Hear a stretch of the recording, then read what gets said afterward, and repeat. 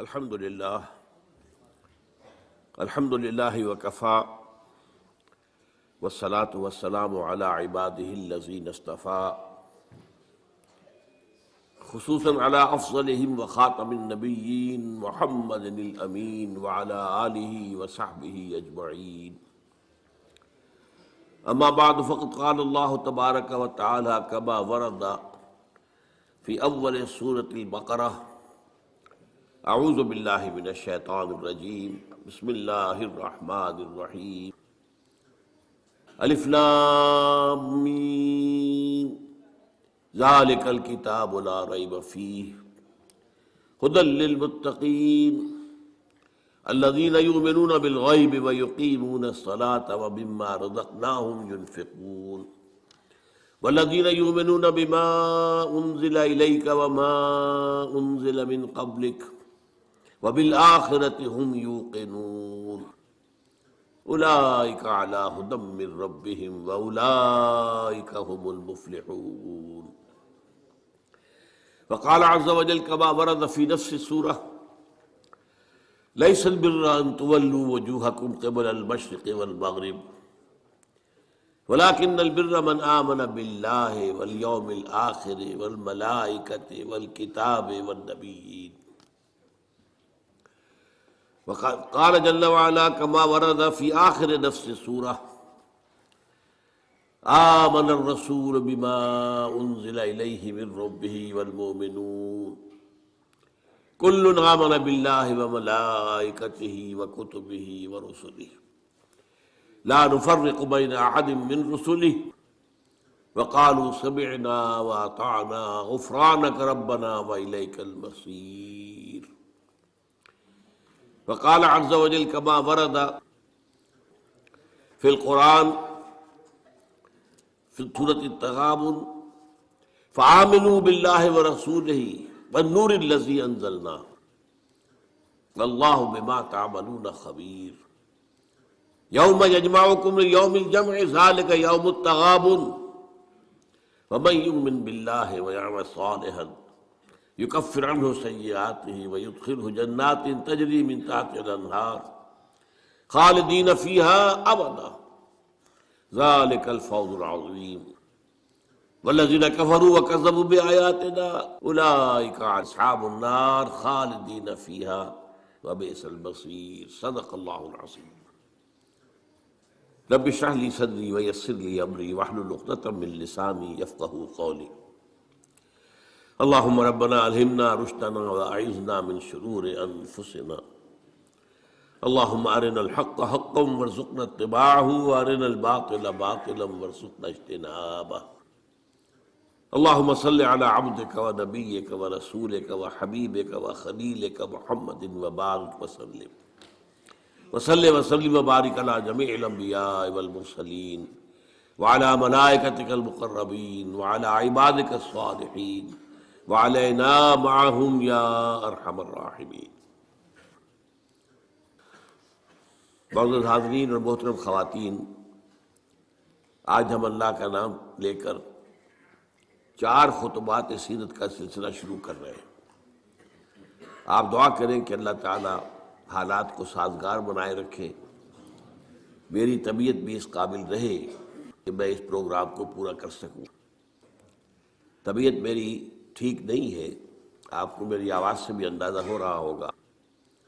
تاہم جیسا بھی کچھ ہے، اللہ تعالیٰ جو ہے اس میں اس کام کو جاری رکھنے کی توفیق دیے رکھے، تو یہ اسی کا فضل و کرم ہے. یہ جو پہلا خطبہ ہمارا ہے سیرت کے بارے میں، اس کا عنوان ہے فلسفہ دین میں نبوت و رسالت کا مقام.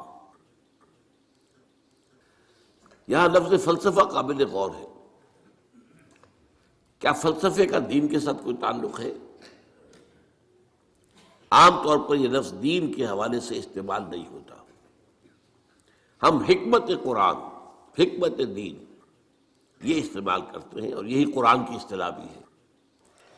فلسفہ قرآن کی اصطلاح نہیں ہے، حدیث کی اصطلاح نہیں. ان دونوں میں جو فرق ہے وہ نوٹ کر لیجئے. فلسفہ خالص منطق کی بنیاد پر آگے چلتا ہے. جہاں کوئی چیز منطقی طور پر ثابت نہ ہو وہاں فلسفہ رک جائے گا، آگے نہیں بڑھے گا۔ جبکہ حکمت جو ہے اس میں جہاں منطق سے بھی سروکار ہے، وہاں فطرت کے اندر جو چیزیں اللہ نے ودیعت کی ہوئی ہے اور جو بدیہیات فطرت کہلاتے ہیں، جن کے لیے کسی دلیل کی ضرورت نہیں ہے، بلکہ دلیل جو ہے ان کے لیے ثابت کی نہیں جا سکتی، ان چیزوں کو بھی ملحوظ رکھتے ہوئے فطرت سلیمہ کی رہنمائی میں عقل اور منطق اپنا سفر طے کریں تو اس کا جو نتیجہ ہوگا اس کا نام حکمت ہے۔ قرآن مجید میں حکیم انسان کی ایک بڑی مثال دی گئی ہے حضرت لقمان کی صورت میں، وَلَقَدْ آتَيْنَا لُقْمَانَ الْحِكْمَةَ أَنِ اشْكُرْ لِلَّهِ۔ ہمارا جو منتخب نصاب ہے مطالعہ قرآن حکیم کا، اس کا تیسرا درس اسی پر مشتمل ہے، سورہ لقمان کا دوسرا رکوع۔ البتہ ایک بات جان لیجئے کہ فلسفے کی بہت سی شاخیں ہیں۔ منطق خود ایک فن ہے اگرچہ، لیکن وہ فلسفے کی شاخ شمار ہوتا ہے۔ ایک زمانے میں نفسیات بھی فلسفے کی شاخ تھی، یہ سب فلسفے کی، لیکن اب جو ہے فلسفے کے لیے علیحدہ علیحدہ نام اس کی مختلف شاخوں کے لیے۔ ایک کا نام ہے میٹا فزکس۔ میٹا فزکس جو ہے اس کا براہ راست تعلق جو ہے دین کے ساتھ ہے۔ ایک ہے فزیکل ورلڈ، وہ جو ہم اپنے حواس خمسہ سے جس کے بارے میں معلومات حاصل کرتے ہیں، جو مادی کائنات ہے، چاہے ہم نے اپنی ننگی آنکھ سے دیکھا چاہے ٹیلیسکوپ سے دیکھا، دیکھنے والی شے تو آنکھ ہی ہے نا۔ ٹیلیسکوپ تو کچھ نہیں دیکھتی، دیکھتی تو آنکھ ہے۔ ٹیلیسکوپ نے اس آنکھ کا دائرہ بہت وسیع کر دیا۔ مائکروسکوپ سے دیکھا تب بھی دیکھا تو آنکھ نے ہے، مائکروسکوپ دیکھنے والی شے نہیں ہے۔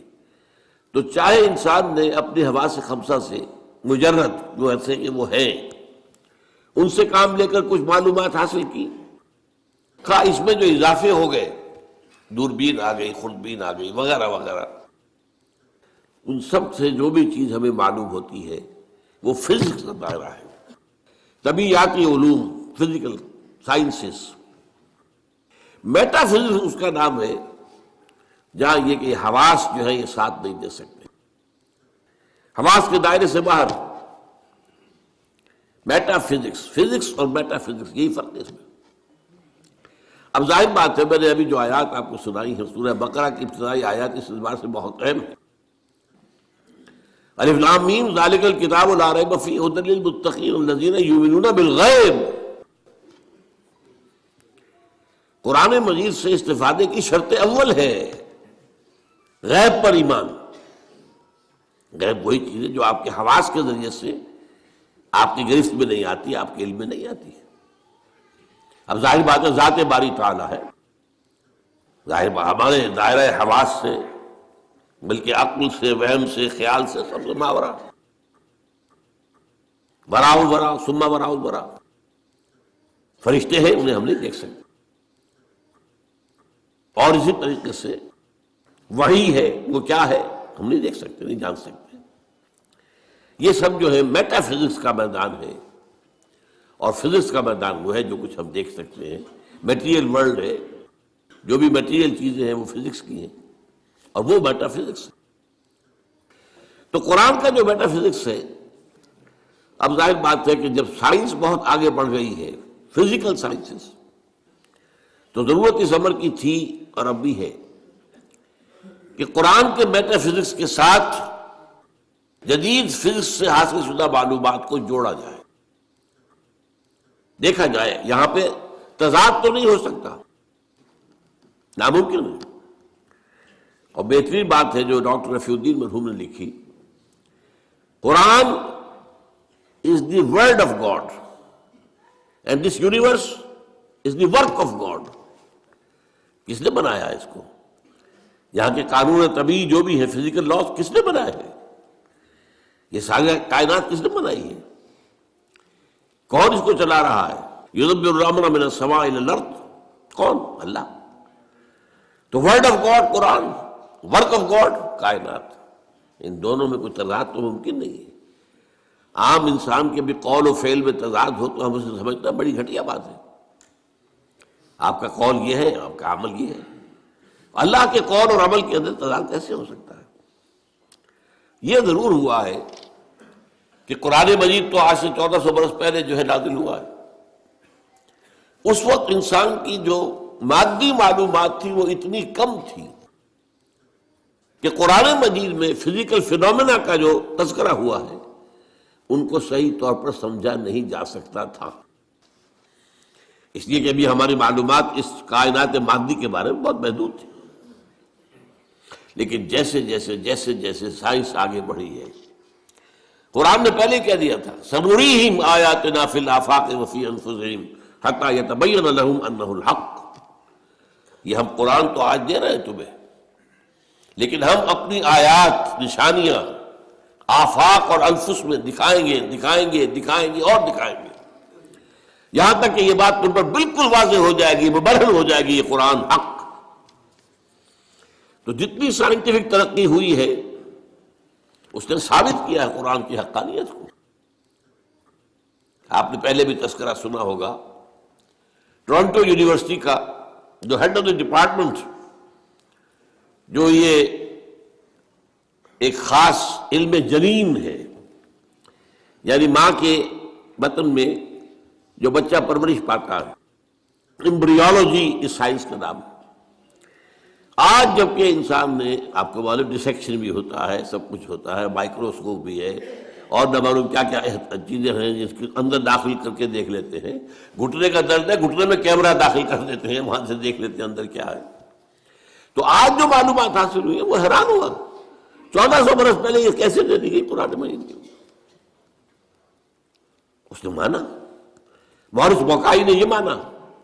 فرینچ سرجن تھا، شاہ فیصل اس کے پاس علاج کے لیے گئے تھے، وہاں انہوں نے قرآن پیش کر دیا اسے. انہوں نے کہا میں کیسے پڑھوں گا اس کو، یہ تو عربی میں. انہوں نے کہا کوئی بات نہیں، میں آپ کے لیے استاد منگا دوں. تو بادشاہ کے لیے کیا مشکل تھا، سعودی عرب سے لا کر ایک ٹیوٹر رکھ دیا گیا ان کے پاس. اس نے عربی سیکھی، پھر قرآن پڑھا، پھر کتاب لکھی، the Bible, the Quran and the science. اور اس میں یہ ثابت کیا اور اقرار کیا کہ قرآن میں کوئی شے وہ نہیں ہے جسے سائنس نے غلط ثابت کیا ہو.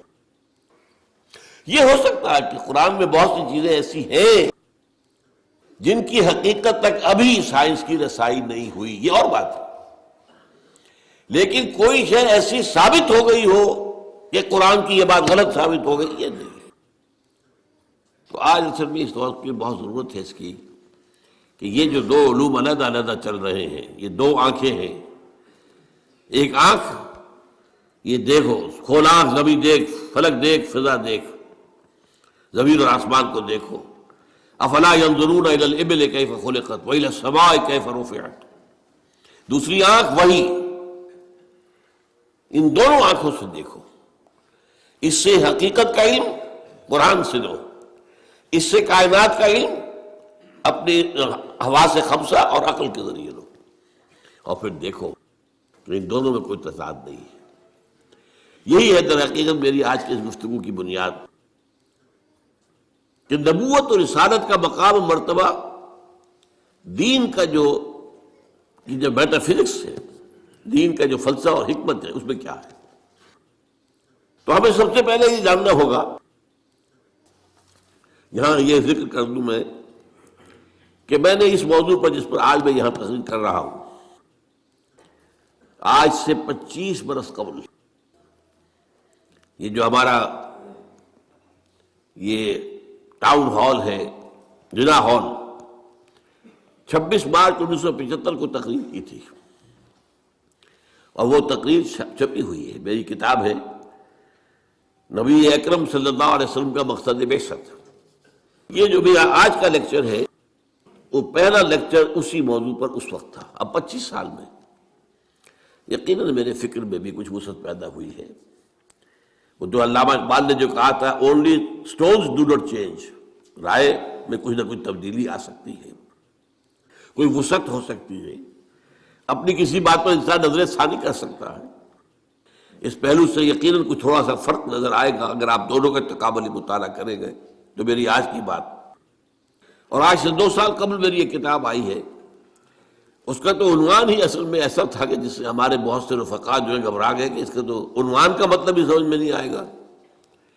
ایجاد و ابداع عالم، ایجاد و ابداع عالم سے لے کر عالمی نظام خلافت تک، جب کائنات کا آغاز ہوا ہے اس وقت سے لے کر اور جو اختتام ہونا ہے اس دنیا کا خلافت علی منہاج النبوہ عالمی سطح پر، اس کے درمیان سارے لنکس جو ہیں وہ سائنس اور قرآن دونوں کے حوالے سے اور دونوں کو جوڑتے ہوئے میں نے اس کے اندر پیش کیے۔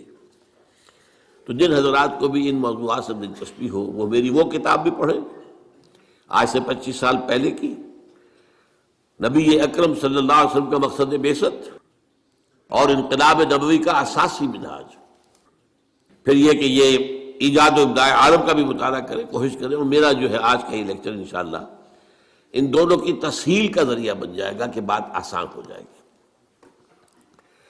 دیکھیے قرآنک میٹا فزکس کیا ہے، ہم اس کو ایمان سے تعبیر کرتے ہیں۔ میں نے یہ چند آیات آپ کو سنائی، ایمانیات کیا کیا ہیں؟ اللہ پر ایمان، آخرت پر ایمان، یوم آخر پر ایمان، وحی پر ایمان، فرشتوں پر ایمان، کتابوں پر ایمان، رسولوں پر ایمان، حضور کی ختم نبوت و رسالت پر ایمان، قرآن کے آخری اللہ کا کلام ہونے اور اس کے محفوظ ہونے پر ایمان، بعث بعد الموت پر، جنت اور دوزخ پر، حساب کتاب پر، وزن اعمال پر ایمان۔ یہ تمام ایمانیات، یہ سب کیا ہیں؟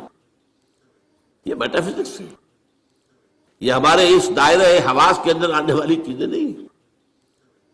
ان ایمانیات کو 3 بڑے بڑے عنوانات کے تحت جمع کیا جا سکتا ہے۔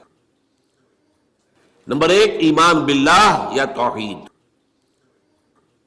نمبر 2 ایمان بالآخرہ یا معاد، معاد کے معنی لوٹنے کی جگہ، عاد یعود عودا، لوٹنا، معاد لوٹنے کی جگہ، اس میں ظرف ہے۔ تیسرے ایمان بالرسالت۔ اب جب یہ ایمان باللہ کیا ہے، چند چیزیں میں گنواؤں گا۔ پہلی بات یہ کہ آج ہم یہ مانتے ہیں، ہم پہلے سے مانتے تھے، آج دنیا بھی مان رہی ہے۔ جو فزکس کا اب سے کچھ عرصے پہلے کا دور تھا، 50-60 سال پہلے کا، اس وقت تک یہ مانا جاتا تھا کہ کائنات ہمیشہ سے ہے اور ہمیشہ رہے گی۔ یہ نیوٹونین دور کہلاتا ہے فزکس کا۔ لیکن آج ہمیں وہ بات معلوم ہو چکی ہے سائنس سے، جو قرآن ہمیں بتاتا ہے، یہ کائنات ہمیشہ سے نہیں ہے، نہ ہمیشہ رہے گی۔ یہ ایک خاص وقت پر پیدا کی گئی ہے اور ایک خاص وقت پر ختم ہو جائے گی۔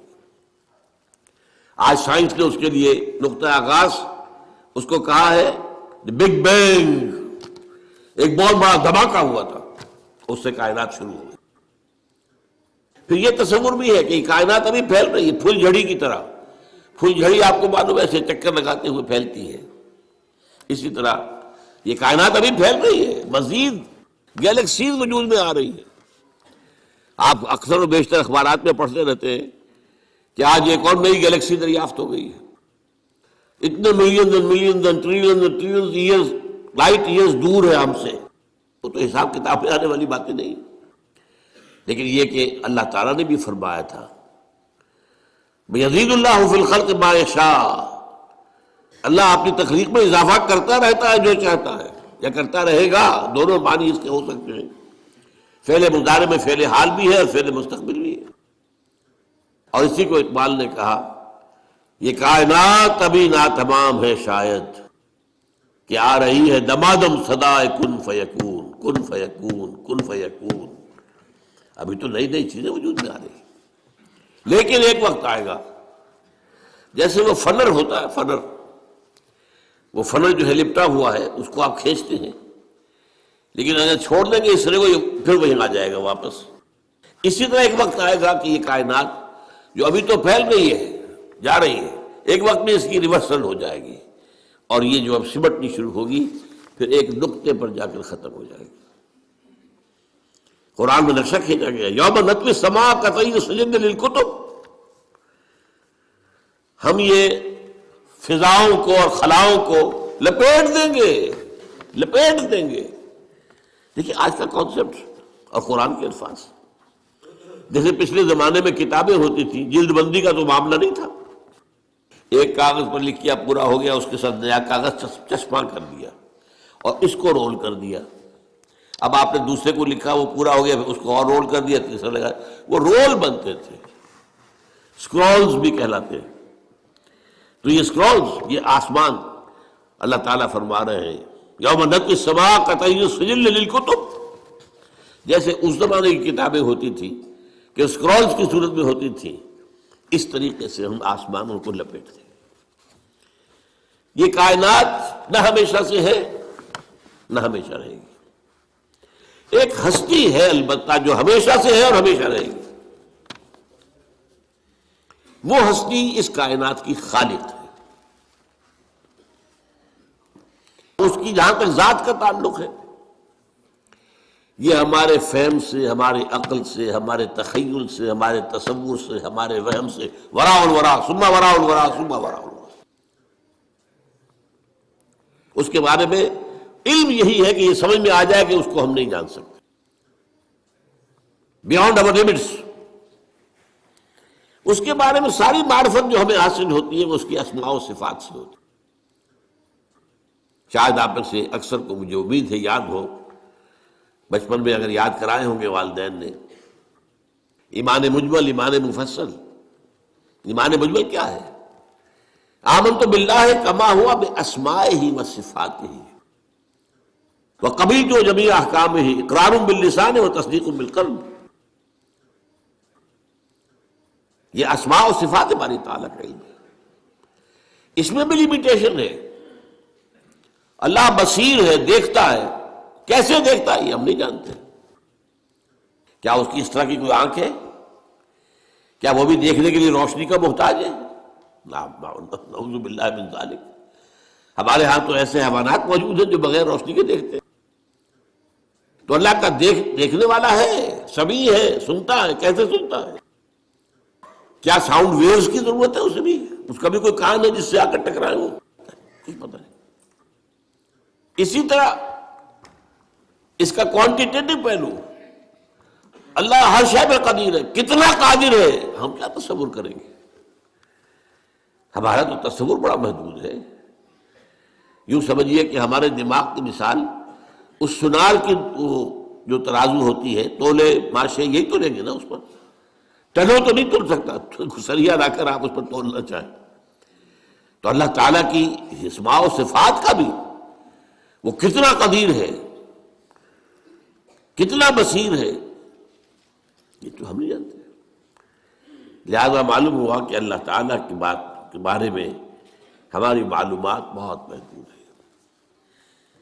بس یہ ہے، ایک بڑا پیارا شعر ہے، دور بینان بارگاہ الست جز پہ این برداند کے ہست۔ ہست، یہ بارگاہ الست جو ہے، یہ جو ہم عہد کر کے آئے تھے اللہ سے، الست بربکم قالوا بلی، تو بارگاہ الست، اللہ کی بارگاہ، جو لوگ اس بارگاہ میں دور تک دیکھ سکتے ہیں وہ سوائے اس کے اور کچھ نہیں کہتے کہ بس یہ تو ہمیں معلوم ہے کہ ہے، لیکن کیا ہے، کیسا ہے، کتنا ہے، کیسے دیکھتا ہے، کیسا اس کا چہرہ ہے، حالانکہ قرآن میں لفظ آیا چہرہ، کیسے اس کے ہاتھ ہے، قرآن میں لفظ آیا ہاتھ، ہم نہیں جانتے۔ دور بینان بارگاہ الست جو پئین بردان کے ہست، اس کی میں مثال دیا کرتا ہوں۔ دیکھیں کوئی دیوار ہے، بہت بڑی فصیل ہے، اب آپ دیکھ رہے ہیں اسے تو آپ کو اندازہ ہو گیا کہ ہوگی اتنی کوئی 100 فٹ اونچی ہوگی، چلیے جہاں تک نظر آ رہی ہے اتنی لمبائی ہے، اس کے اوپر کوئی رنگ وغیرہ ہے وہ بھی نظر آ گیا۔ کوئی اندھا شخص ہے وہ کیا کرے گا؟ وہ جا کے دیکھے گا، ٹٹورے گا، ہے بھائی فصیل تو ہے، وہ کتنی اونچی ہے اسے کیا پتہ، وہ تو نہیں دیکھ سکتا۔ یہ وہ ہے کہ دور بینان بارگاہ الست جس پہ ہی نہ بردان کی ہست ہے ضرور۔ یہ جو اللہ ہے جس نے اس کائنات کو پیدا کیا، سارے نام اچھے نام اسی کے ہیں، قل اللہ عبد الرحمن ایما تدعوا فلہ الاسماء الحسنی، چاہے اللہ کہہ کر پکار لو چاہے رحمان کہہ کر پکار لو، جس کو بھی پکارو یہ جان لو کہ تمام اچھے نام اسی کے ہیں، تمام اچھی صفات اسی کے اندر ہے اور بتمام و کمال ہے، وہ علی کل شیء قدیر ہے، بکل شیء علیم ہے، ہر چیز پر قادر، ہر چیز کا دیکھنے والا۔ پھر وہ تنہا ہے، تنہا اپنی ذات میں تنہا، لا شریک لہ، کوئی شریک نہیں، نہ صفات میں شریک ہے نہ اختیارات میں شریک ہے، وہ تنہا ہے، لا مثل لہ ولا مثال لہ ولا مثیل لہ ولا ضد لہ ولا ند لہ ولا کفو لہ۔ یہ ہے اللہ کی ذات کے بارے میں ہمارے تصورات کا خلاصہ۔ اب آئیے دوسرا، ایمان بالآخرہ۔ اس اللہ نے جو اس کائنات کو تخلیق فرمایا ہے، اس میں اس کی تخلیق کا کلائمیکس انسان ہے۔ اس کی میں تفصیل ذرا بعد میں بیان کروں گا، ابھی یہ مضمون ختم ہو جائے۔ تخلیق کا کلائمیکس انسان، اس انسان کی یہ زندگی جو ہے، جسے ہم اپنے محدود مشاہدے کی وجہ سے سمجھ بیٹھتے ہیں 60 70 80 برس، کوئی بہت بوڑھا ہو گیا 90 برس 100 برس، کوئی 100 کراس کر گیا تو اخبار میں خبریں آ جائیں گی، بس نہیں، یہ انسان مسجود ملائک بنایا گیا۔ یہ کلائمیکس ہے اللہ کی تخلیق۔ اور ایک خاص بات نوٹ کیجئے، اللہ نے فرمایا خلقتہ بیدی، میں نے اسے اپنے دونوں ہاتھوں سے بنایا۔ دونوں ہاتھ کون سے ہیں؟ ایک عالم امر ہے اور ایک عالم خلق ہے، تو ابھی میں بتاؤں گا آپ کو۔ اور یہ عالم و خلق یا اللہ کی ذات میں جمع ہے یا انسان کی ذات میں جمع ہے۔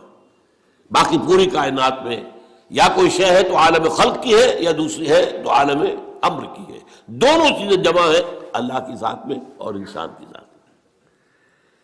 اسی لیے حدیث ہے ان اللہ خلق آدم علی صورتہ، اور یہ حدیث ابو ہریرہ سے ہے رضی اللہ تعالی عنہ، اور بخاری اور مسلم دونوں میں اللہ نے آدم کو اپنی صورت پر بنایا ہے۔ اب اس سے اونچا مقام کیا ہوگا؟ کیا ایسی عظیم ہستی کی زندگی بس 40 50 60 70 80 برس؟ اس میں بھی کچھ حصہ تو بچپن کا گزر گیا، ابھی ہوش ہی نہیں، شعور ہی نہیں،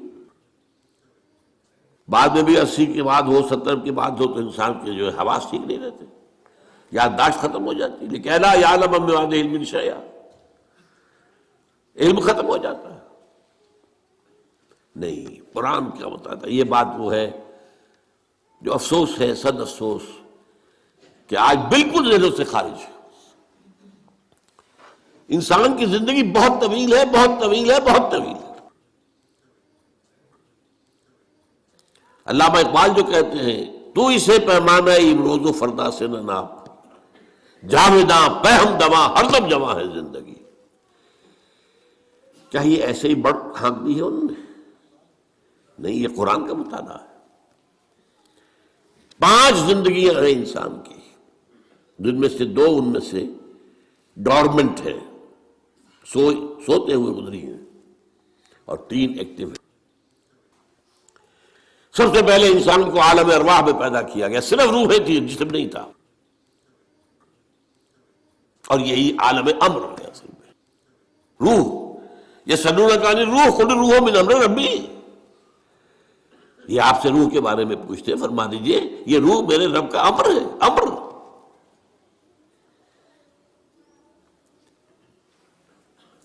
اس کے بعد اسی امر کے دوران، اسی روحانی زندگی کے دوران عہد لیا گیا، الست بربکم قالوا بلی۔ ساری ارواح، آدم سے لے کر آخری انسان جو دنیا میں آئے گا، سب کی ارواح موجود تھی، میری، میرے والد کی، میرے دادا کی، پردادا کی، سگڑ دادا کی، آدم تک، اور میرے بیٹے کی اور پوتے کی اور پڑ پوتے کی اور آخری انسان جو آئے گا دنیا میں اس تک تمام انسانوں کی ارواح. الارواح جنود مجندہ حدیث میں الفاظ ہے، لشکروں کے لشکر، تمام ارواح انسانیہ پیدا کر دی، لیکن جسم کسی کا نہیں تھا. ان سے عہد لیا گیا الست بربکم قالوا بلا، کیا میں نہیں ہوں تمہارا رب، مالک، آقا، حاکم، پروردگار؟ سب یقیناً ہے اللہ، تو ہی ہمارا حاکم ہے، پروردگار ہے، عالم. پہلی زندگی یہ ہے. اس کے بعد سلا دیا گیا. نیند اور موت میں زیادہ فرق نہ سمجھیے. موت جو ہے وہ بھی ایک طرح کی نیند ہے، اور نیند بھی ایک طرح کی موت ہے. چنانچہ جو دعا مسنون ہے، جب صبح آپ اٹھیں تو آپ کی زبان پر جو دعا آنی چاہیے، اگر آپ کو یاد ہو حضور کی دعا، الحمدللہ الذی احیانی بعد ما اماتنی والیہ النشور. اس اللہ کا شکر ہے جس نے مجھے زندہ کیا اس کے بعد کہ مجھے مردہ کر دیا تھا. نیند مردہ ہوتا ہے انسان جب اس کا شعور ہی نہیں. تو یہ در ہے. اور موت جو اب آنے والی ہے، موت معدوم ہونے کا نام تو نہیں ہے. مردہ پڑا ہے، زندگی تو نہیں ہے، لیکن یہ کیا معدوم ہو گیا؟ معدوم ہے، موجود ہے. اور دوسری بات یہ کہ ہمارے علم کے مطابق تو یہ ہے کہ ادھر سے ادھر منتقل ہونے کا نام ہے موت. ہم تو انتقال کہتے ہیں نا. بھائی آپ لاہور سے کراچی منتقل ہو گئے، اللہ خیر صلی اللہ، آپ ایک عالم سے دوسرے عالم کو منتقل ہو گئے. عالم دنیا سے عالم برزخ، عالم برزخ سے عالم آخرہ. تو پہلی زندگی عالم ارواح میں، جبکہ ہمارے پاس جسم نہیں تھے. پھر سلا دیا گیا، یہ دوسری زندگی ہے، لیکن یہ موت کی کیفیت یا نیند کی کیفیت ہے. پھر ہماری تیسری زندگی آئی ہے اس دنیا میں، رحم مادر میں جب حیولہ بنا ہے اور 120 دن کا جنین ہو گیا، ایمبریو ہو گیا، پھر اللہ فرشتے کو بھیجتا ہے. یہ حدیث ہے حضور کی اور متفق علیہ روایت ہے. بدقسمتی سے جو چیزیں ہمارے مادی ذہن سے ٹکراتی ہیں ہم انہیں قبول نہیں کرتے. مادیت کا اتنا غلبہ ہے کہ جو چیز بظاہر اس مادی کیفیات اور مادی قوانین اور ضوابط کے تحت نہیں آتی ہم ان کو ریجیکٹ کر دیتے ہیں، حالانکہ وہ عالم ہی اور ہے، یہ عالم اور ہے. روح اس مادی عالم کی شے نہیں ہے. حدیث میں آتا ہے، حضرت عبداللہ ابن مسعود رضی اللہ تعالیٰ عنہ کی روایت ہے کہ رحم مادر میں 40 دن وہ جو ایمبریو ہوتا ہے وہ نطفے کی شکل میں ہوتا ہے، پھر 40 دن علقہ، پھر 40 دن مضغہ، ثم یرسل الملک فینفخ فیہ الروح، پھر فرشتے کو بھیجا جاتا ہے اور وہ فرشتہ اس میں روح پھونکتا ہے. یہ اس کی تیسری زندگی شروع ہو گئی ہے. یہ جس یہ زندگی ہے روح جمع جسم، یہ ہماری حیات دنیاوی ہے. روح جمع جسم. اور زندگی کون سی ہو گئی ہے؟ تیسری، عالم ارواح کی. پھر وہ کولڈ سٹوریج میں جہاں سلا دیے گئے، ڈمپ کر دیے گئے. پھر یہ دنیا کی زندگی 70-80 جو برس آنے ہیں. پھر موت آئی. چوتھی زندگی شروع ہو گئی، عالم برزخ. وہ زندگی ہے، موت نہیں ہے. اس کو تو سب مانتے ہیں. عذاب قبر ہم مانتے ہیں، قرآن سے ثابت ہے. بعض لوگ یہ سمجھتے ہیں کہ سب قرآن میں ذکر نہیں ہے، غلط بات ہے. لیکن میرے پاس زیادہ وقت نہیں ہے. برزخ کے اندر زندگی کی ایک کیفیت ہے. اس کے اندر جیسے کہ ہمارے یہاں بڑی ویسے چھڑ گئی ہیں. حضور کی زندگی کیسی ہے؟ آیا ایسی ہے جیسے دنیا میں تھی یا اس سے کچھ مختلف ہے؟ تو میں کہا کرتا ہوں دنیا کی زندگی تو اتنی اچھی زندگی نہیں ہے. حضور کو جو زندگی ہے عالم برزخ میں، اس کا تو ہم تصور بھی نہیں کر سکتے. اس عالم برزخ میں کہا گیا شہداء کو وَلَا تَقُولُوا لِمَن يُقْتَلُ فِي سَبِيلِ اللَّهِ أَمْوَاتٌ بَلْ أَحْيَاءٌ وَلَٰكِن لَا تَشْعُرُونَ. اللہ کی راہ میں شہید ہو جانے والوں کو اموات مت کہو، مردہ مت کہو، زندہ ہے. تمہیں اس کا شعور نہیں. ہمیں شہداء کی زندگی کا شعور نہیں. پھر صدیقین اوپر ہے، پھر انبیاء ان کے اوپر ہے، پھر رسول ان کے اوپر ہے، سب سے اوپر سید المرسلین ہے. کیا زندگی ہوگی ہم کیا تصور کر سکتے ہیں؟ ما لا عین رات ولا اذن سمعت ما خطر علی قلب بشر. بہرحال پھر یہ چوتھی زندگی آ گئی، پھر آئے گا، پھر سور پھونکا جائے گا، اور پھر فَإِذَا هُمْ قِيَامٌ يَنظُرُونَ، تو سب زندہ ہو کر دوبارہ کھڑے ہو جائیں گے. وہ یوم القیامہ ہوگا، کھڑے ہونے کا دن، اور اس سے ہمارا 5واں دور شروع ہو جائے گا، حیات اخروی. اچھا، حیات اخروی کے بارے میں ہمارا کیا ایمان ہے؟ کیا وہ کبھی ختم ہونے والی ہے؟ وہ تو ابدی ہے. فَإِنَّهَا لَجَنَّةٌ أَبَدًا أَوْ لَنَارٌ أَبَدًا. یہ پوری زندگی تو زندگی کتنی بڑی ہو گئی. تو اسے پیمانہ امروز و فردا سے نہ ناپ، جامداں پہم دواں ہر دم جواں ہے زندگی. البتہ ایک کام کیا کیا ہے اللہ نے، یہ جو دو موتوں کے درمیان زندگی آئی ہے، پہلی موت جو کہ ہم عالم ارواح سے، اس کے بعد سلا دیے گئے، موت آ گئی نا، پھر اللہ نے زندہ کیا. پھر جو ہماری موت آنے والی ہے میری اور آپ کی، ان دو موتوں کے درمیان ایک زندگی کا حصہ کٹ گیا اس میں سے. یہ لمبا پروسیس، وہاں سے وہاں تک، مبدأ و معاد، انا للہ و انا الیہ راجعون، اس میں یہ چھوٹا سا ہماری زندگی میں سے حصہ کاٹ کر اس سے ایک امتحانی وقفہ بنایا گیا.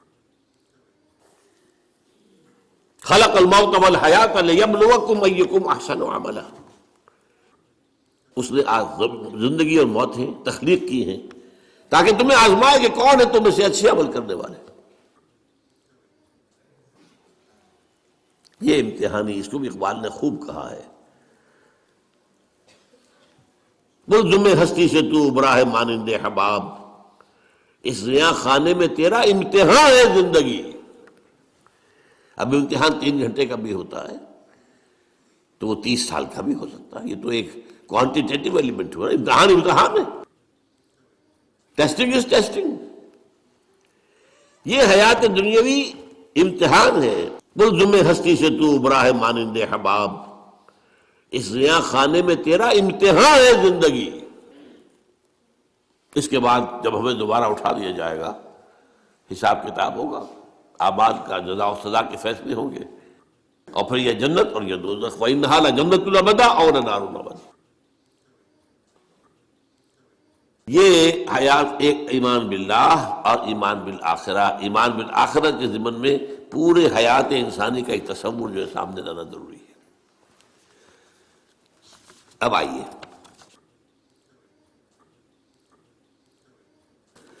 میں نے کہا تھا تخلیق کے بارے میں کچھ باتیں آپ کو بتاؤں گا. یہ جدید سائنس کے حوالے سے بھی بہت اہم چیزیں ہیں، اور یہ قرآن کی حکمت اور فلسفے کے لیے. بدقسمتی ہماری یہ ہے کہ ہمارے جو فلسفی مسلمان ہوئے، ابن سینا ہو، فارابی ہو، کندی ہو، جو متکلمین ہوئے جنہوں نے عقل سے کام لے کر قرآن کی تفسیریں کی ہیں،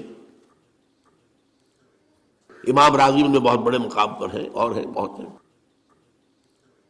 کچھ صوفی مزاج صوفی ہے، فلسفی ہے. ان سب نے اپنی زیادہ تر گفتگو کا دار و مدار یونانی حکماء اور فلاسفہ کی بات پر رکھی ہے. سقراط اس کا شاگرد، افلاطون اس کا شاگرد، ارسطو. ہمارے متکلمین، ہمارے فلاسفہ سب ارسطو کے شاگرد. ہمارے صوفیہ اکثر و بیشتر افلاطون اور پروٹائنس، فلاطینوس ان کے شاگرد. لہذا مولانا روم نے بڑا شکوے کے انداز میں کہا تھا، چند خانی حکمت یونانیہ. تم کب تک یونانیوں کی حکمت پڑھتے رہو گے، یونانیوں کا فلسفہ پڑھتے رہو گے، یونانیوں کی میٹا فزکس، یونانیوں کی منطق. چند خانی حکمت یونانیہ، حکمت قرآنیہ راہم بخاں. کبھی ذرا قرآن مجید میں جو حکمت دی گئی ہے، جو فلسفہ دیا گیا ہے، جو حقائق بیان کیے گئے، کبھی ان پر توجہ کرو۔ اللہ تعالیٰ توفیق دے۔ میری دلی آرزو ہوگی کہ آپ میں سے جو ذہین لوگ ہیں، ظاہر بات ہے کہ یہ میدان ہر شخص کا نہیں ہے، حضور صلی اللہ علیہ وسلم کا جو افرادی انفرادی سطح پر انقلاب برپا کرنے کا پروسیس ہے، 4 الفاظ ہیں اس میں ٹاپ پر آتا ہے حکمت۔ یتلو علیہم آیاتہ یزکیہم ویعلمہم الکتاب والحکمہ، حکمہ، یہ تعلیم محمدی صلی اللہ علیہ وسلم، تربیت نبوی صلی اللہ علیہ وسلم، اس کی سب سے اونچی منزل ہے تعلیم حکمت۔ تو ظاہر بات ہے کہ ہر شخص اس کا اہل نہیں ہوتا۔ یہ اللہ تعالیٰ نے ظاہر بات ہے سب کو ایک جیسا نہیں بنایا ہے، جسمانی قوتوں کے اعتبار سے بھی فرق و تفاوت ہے، ذہنی صلاحیتوں کے اعتبار سے بھی فرق و تفاوت ہے۔ جن لوگوں کے اندر یہ فلسفہ اور حکمت کا ذوق ہو وہ اس معاملے میں آئیں، سوچیں، پڑھیں۔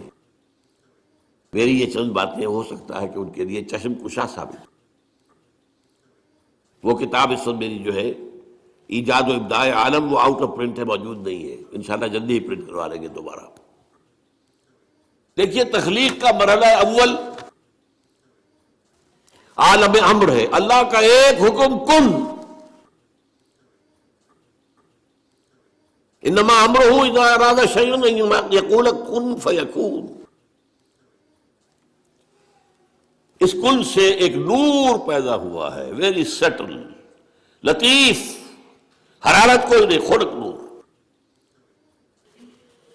یہ نور اللہ، یہ پہلی شے ہے جو پیدا ہوئی ہے۔ حکم ایک کن، یہ عالم امر ہے۔ اس نور سے پیدا کیے گئی تمام ارواح انسانیہ، تمام ملائکہ۔ ملائکہ کے بارے میں حدیث موجود ہے، قرآن مجید میں ذکر نہیں ہے، حدیث میں ہے۔ حضرت عائشہ رضی اللہ تعالی عنہ سے مسلم شریف کی روایت ہے کہ ان اللہ خلق الملائکہ من نور، یہ عالم امر ہے پہلے جو پیدا کیا گیا ہے، ایک نور، بسیط نور، لطیف نور۔ اس نور سے ارواح انسانیہ، انہی میں ایک روح محمدی بھی تھی نا، جس کو نور محمدی بھی کہا جا سکتا ہے۔ یہ لفظ جو ہمارے یہاں کہا جاتا ہے نور محمدی، نور اس لیے کہ روح نورانی ہے، ملائکہ نورانی ہے، اللہ نے فرشتوں کو نور سے پیدا کیا۔ اچھا، اب اس تخلیق کا دوسرا مرحلہ آیا۔ یہ پہلی تخلیق جو میٹا فزیکل ورلڈ کی ہے، دوسری تخلیق ہے فزیکل ورلڈ۔ ایک اور امر کن، اور اس سے ایک بگ بینگ پیدا ہو، یہاں سے سائنس شروع ہوتی ہے۔ اس لیے کہ وہ جو پہلا معاملہ ہے وہ سائنس کے دائرے سے باہر کا ہے، ارواح ہو، ملائکہ ہو، یہ سائنس کے دائرے سے باہر ہے، وہ عالم امر ہے۔ یہ عالم خلق شروع ہوا ہے اب، اور عالم خلق اور عالم امر میں ایک بڑا بنیادی فرق جان لیجئے۔ عالم امر میں اللہ کے کسی حکم کے تعمیل میں کوئی لمحہ صرف نہیں ہوتا، کن فیکون، کن فیکون، نو ٹائم ایلیمنٹ۔ یہی وجہ ہے فرشتے کو عرش سے زمین تک آنے میں کوئی وقت نہیں لگتا، روح کو بھی کوئی وقت نہیں لگتا۔ یہ بیانڈ دس فزیکل ورلڈ ہے نا، تو میٹا فزیکل ورلڈ کا سے تعلق ہے ان کا، یہ عالم امر سے ہے۔ امر میں وقت نہیں لگے گا قطعاً، خلق میں وقت لگے گا لازماً۔ آم کی گٹھلی ہے، آم کا پودا بننے میں 5-6 سال لگ جائیں گے، رحم مادر میں حمل ٹھہر گیا ہے، بچے کے پورے بننے میں 9 مہینے لگیں گے، ٹائم لگے گا، اٹس خلق۔ قرآن کہتا ہے ہم نے آسمان زمین 6 دن میں پیدا کیے، ٹائم لگا کہ نہیں لگا؟ تو یہ امر ہے وہ پہلا، جس میں کہ کیا ہے 3 چیزیں ہیں۔ اللہ کا نور جو بہت لطیف ہے، وہ خزانہ ہے، اسی سے بڑی الواح ارواح انسان کی ہے، اس سے بنے فرشتے. اور چوتھی چیز نوٹ کیجئے، وہی بھی عالم امر سے متعلق ہے، اس لیے کہ وہ ایک کمیونیکیشن ہے بٹوین روح انسانی یا روح نبوی اور الروح القدس. جبرائیل کون ہے؟ فرشتہ. روح محمدی یہ بھی نوری وہ بھی نوری. یہ ان دونوں کا کمیونیکیشن ہے وہی. لہذا اس کا تعلق بھی عالم خلق سے نہیں ہے، عالم امر سے. بہت پیارا شعر کہیں کہا ہے، کس کیفیت میں کہا ہے میں نہیں سمجھ سکتا. نغمہ وہی ہے نغمہ کہ جس کو روح سنے اور روح سنائے. روح محمدی نے سنا ہے، اس کان سے نہیں سنا حضور نے. یہ نوٹ کر دیجئے، کبھی پڑھیے حقیقت وحی نامی کتاب مولانا سعید احمد اکبر آبادی کی. وحی کی حقیقت کیا ہے؟ وہی براہ راست قلب پر جاتی ہے، اس کان کے واسطے سے نہیں جاتی. یہ کان عالم خلق کا ہے، قلب عالم امر کی شے، روح کا مسکن ہے. وہاں روح ہے، روح محمدی ہے. فَإِنَّهُ نَزَّلَهُ عَلَىٰ قَلْبِكَ، اس کو اے نبی اتارا ہے اس فرشتے نے آپ کے دل پر براہ راست. تو نغمہ وہی ہے نغمہ کہ جس کو روح سنے اور روح سنائے. اب اس کے بعد جب مرحلہ دوم شروع ہوا بگ بینگ سے، آج سائنس ہمیں بتا رہی ہے کہ بگ بینگ کے نتیجے میں بہت چھوٹے چھوٹے ذرات، ایٹم سے بھی 1000 گنا چھوٹا، فوٹونز، ان سے چھوٹی کسی چیز کا تصور نہیں ہے. انتہائی گرم جو دھماکہ ہوا big bang, trillions degrees Fahrenheit اس کا ٹیمپریچر تھا، آج سائنس بتا رہی ہے. اور آپ کو معلوم ہے آج انسان ایک تجربہ کرنے چلا ہے جس کے لیے ایک بڑی لمبی سرنگ کھودی گئی ہے سوئٹزرلینڈ کے اندر، پہاڑ کے اندر، غالباً 26 کلومیٹر لانگ. اس میں یہ ایکسپیریمنٹ کر کے دیکھیں گے. سائنس تو اسی بات کو مانتی ہے جس سے آپ ویریفائی کر سکیں ایکسپیریمنٹ سے. آپ کہتے ہیں پانی جو ہے آکسیجن اور ہائیڈروجن مل کر بنا، ہائیڈرولسس کر کے دیکھ لیں بن گیا، آ گئی آپ کے پاس آکسیجن بھی آ گئی، ہائیڈروجن بھی آ گئی. تو یہ تو ویریفائبل ہوتا ہے. یہ تجربہ جو ہے اس کا آدمی سوچ بھی نہیں سکتا تھا. کس قدر اس کے اوپر ٹریلینز آف ڈالرز خرچ ہو گیا آپ اندازہ نہیں کر سکتے. ابھی کچھ صبح رکاوٹ ہو گئی ہے لیکن یہ کہ کر لے گا انسان پہنچا ہوا یہاں تک. اتنے گرم تھے وہ، trillions of degrees of Fahrenheit, اور دوڑ رہے تھے اتنی تیزی سے کہ اس کا آپ تصور نہیں کر سکتے. ایک دوسرے سے بھاگ رہے تھے. انہی ذرات کے پھٹنے سے پھر گیلیکسیز بنی. ایک ادھر گئے کدھر گئے، کچھ ادھر چلے گئے کچھ ادھر چلے گئے. جیسے آگ کا بھی پھٹ جاتا ہے کبھی کبھی. آگ کی کئی جو ہے قرآن مجید میں ایک آگ کا تذکرہ ذی ثلاث شعب، جہنم جو ہے جو آگ ہوگی وہ 3 شعبوں میں تقسیم ہوگی. یہ گیلیکسیز بنی ہے. ان گیلیکسیز سے پھر کیا ہوا ہے؟ سب سے پہلے فوٹونز سے نیوٹرونز، پروٹونز، الیکٹرونز بنے، ایٹم بن گیا. ایٹم کے جمع ہونے سے ایک خاص ترتیب سے مولیکیول بن گیا. مولیکیول اور کمپلیکس ہوتے چلے گئے، اور خاص طور پر جو کاربن کا ایک ہے جو اس کا مین بن گیا، تو پھر یہ ان آرگینک سے آرگینک بن گئے. یہ ایک طرف ارتقاء ہو رہا ہے یا تنزل ہو رہا ہے جو بھی آپ اسے کہیں. دوسری طرف یہ جو پھٹا ہے سارا معاملہ، اس سے جو قرے وجود میں آ گئے سٹارز، اور دوسرے یہ جو بھی اس کے گرد سیارے گھوم رہے. پھر یہ سیارے کو ٹھنڈے ہوئے. یہ بھی ایک سیارہ ہے زمین، سورج کے گرد گھومتا ہے، ستارہ سورج ہے. ٹھنڈا ہوا ہے، پھر اس پر بارش ہوئی ہے بے تحاشا. اور میرا گمان یہی ہے کہ ٹھنڈے ہونے سے اس زمین کے اندر سے جو بخارات نکلے ہیں وہ گیسز، انہوں نے ہی جا کر فضا کے اندر پھر وہ پانی بنا ہے، پانی برسا ہے 1000 سال تک. اور چونکہ یہ سکڑا ہے اس لیے اس کے اندر کہیں اونچائی ہو گئی کہیں نیچائی ہو گئی. جو اونچے ہو گئے پہاڑ ہو گئے، جو نیچے تھے وہاں وہ بارش کا پانی جمع ہوا، وہ اوشنز بن گئے، سمندر بن گئے.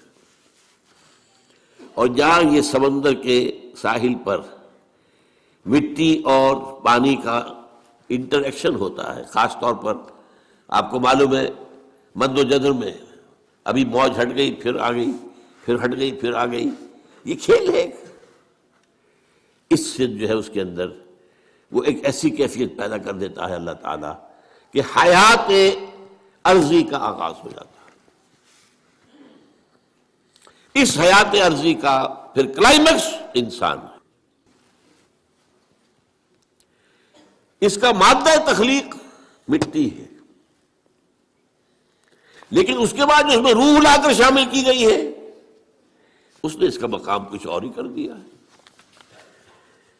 درمیان میں جو یہ حرارت والا دور تھا، جنات پیدا کیے گئے آگ سے، وَالْجَانَّ خَلَقْنَاهُ مِنْ قَبْلُ مِنْ نَارِ السَّمُومِ، کہیں مارج من نار کہا گیا ہے رحمان سورہ رحمان میں۔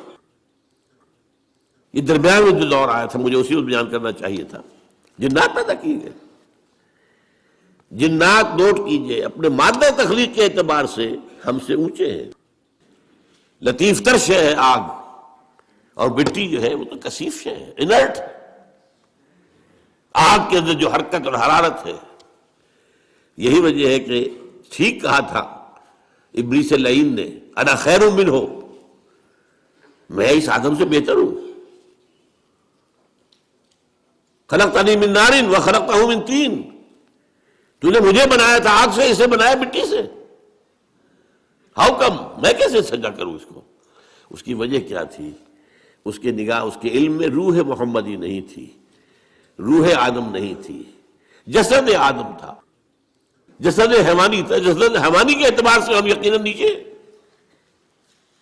لقد خلقنا الانسان فی احسن تقویم، وہ روحانی جب پیدا کیا گیا یہ سب سے اونچا مقام تھا، احسن۔ پھر اس روح کو لا کر جہاں ڈالا گیا ہے، وہ جو رحم مادر میں بچہ ہے، جس سے زیادہ ضعیف کوئی اور شے نہیں ہوتی دنیا میں۔ ہر حیوان کا بچہ کہیں زیادہ ہمارے بچے سے زیادہ طاقتور ہوتا ہے۔ بکری ابھی اگر اس کے بچہ، اس کی ولادت ہوئی ہے، تھوڑی دیر وہ بچہ جو ہے ادھر ادھر کرتا ہے، پھر کھڑا ہوتا ہے، پھر ٹانگیں ذرا تھوڑی دیر اس کی کانپتی ہے، پھر وہ چل دیتا ہے۔ ہر اعتبار سے مکمل، اس کے اندر تکمیل کون سی ہو رہی ہے؟ پورا جسمانی نظام مکمل ہے، پورا مسکولر نظام مکمل ہے، تھوڑی سی دیر میں اٹھ کے چل پڑتا ہے وہ۔ اسی طرح بچے اور۔ تو یہ لقد خلقنا الانسان فی احسن تقویم ثم رددناہ اسفل سافلین، پھر نچلے والوں میں سب سے نیچے کر دیا۔ اول تو یہ کہ چونکہ مادہ تخلیق مٹی ہے تو نیچے ہو گیا خود بخود، اور ضعیفی کے اعتبار سے تو یہ سب سے نیچے چلا گیا۔ الا الذین آمنوا وعملوا الصالحات، سوائے ان کے کہ جو نیک عمل کریں اور ایمان لائیں، ان کے لیے پھر یہ ہے کہ وہی بلند مقام اپنا وہ حاصل کر لیں گے، دوبارہ وہیں پہنچ جائیں گے۔ والتین والزیتون وطور سینین وہذا البلد الامین لقد خلقنا الانسان فی احسن تقویم ثم رددناہ اسفل سافلین الا الذین آمنوا وعملوا الصالحات فلہم اجر غیر ممنون۔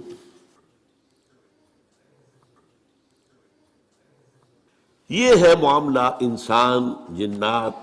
اب یہ جو انسان پیدا کیا گیا ہے، جیسا کہ میں نے بتایا، اس کا یہ بدن حیوانی جسم یہ عالم خلق سے ہے، اس کی روح عالم امر سے ہے۔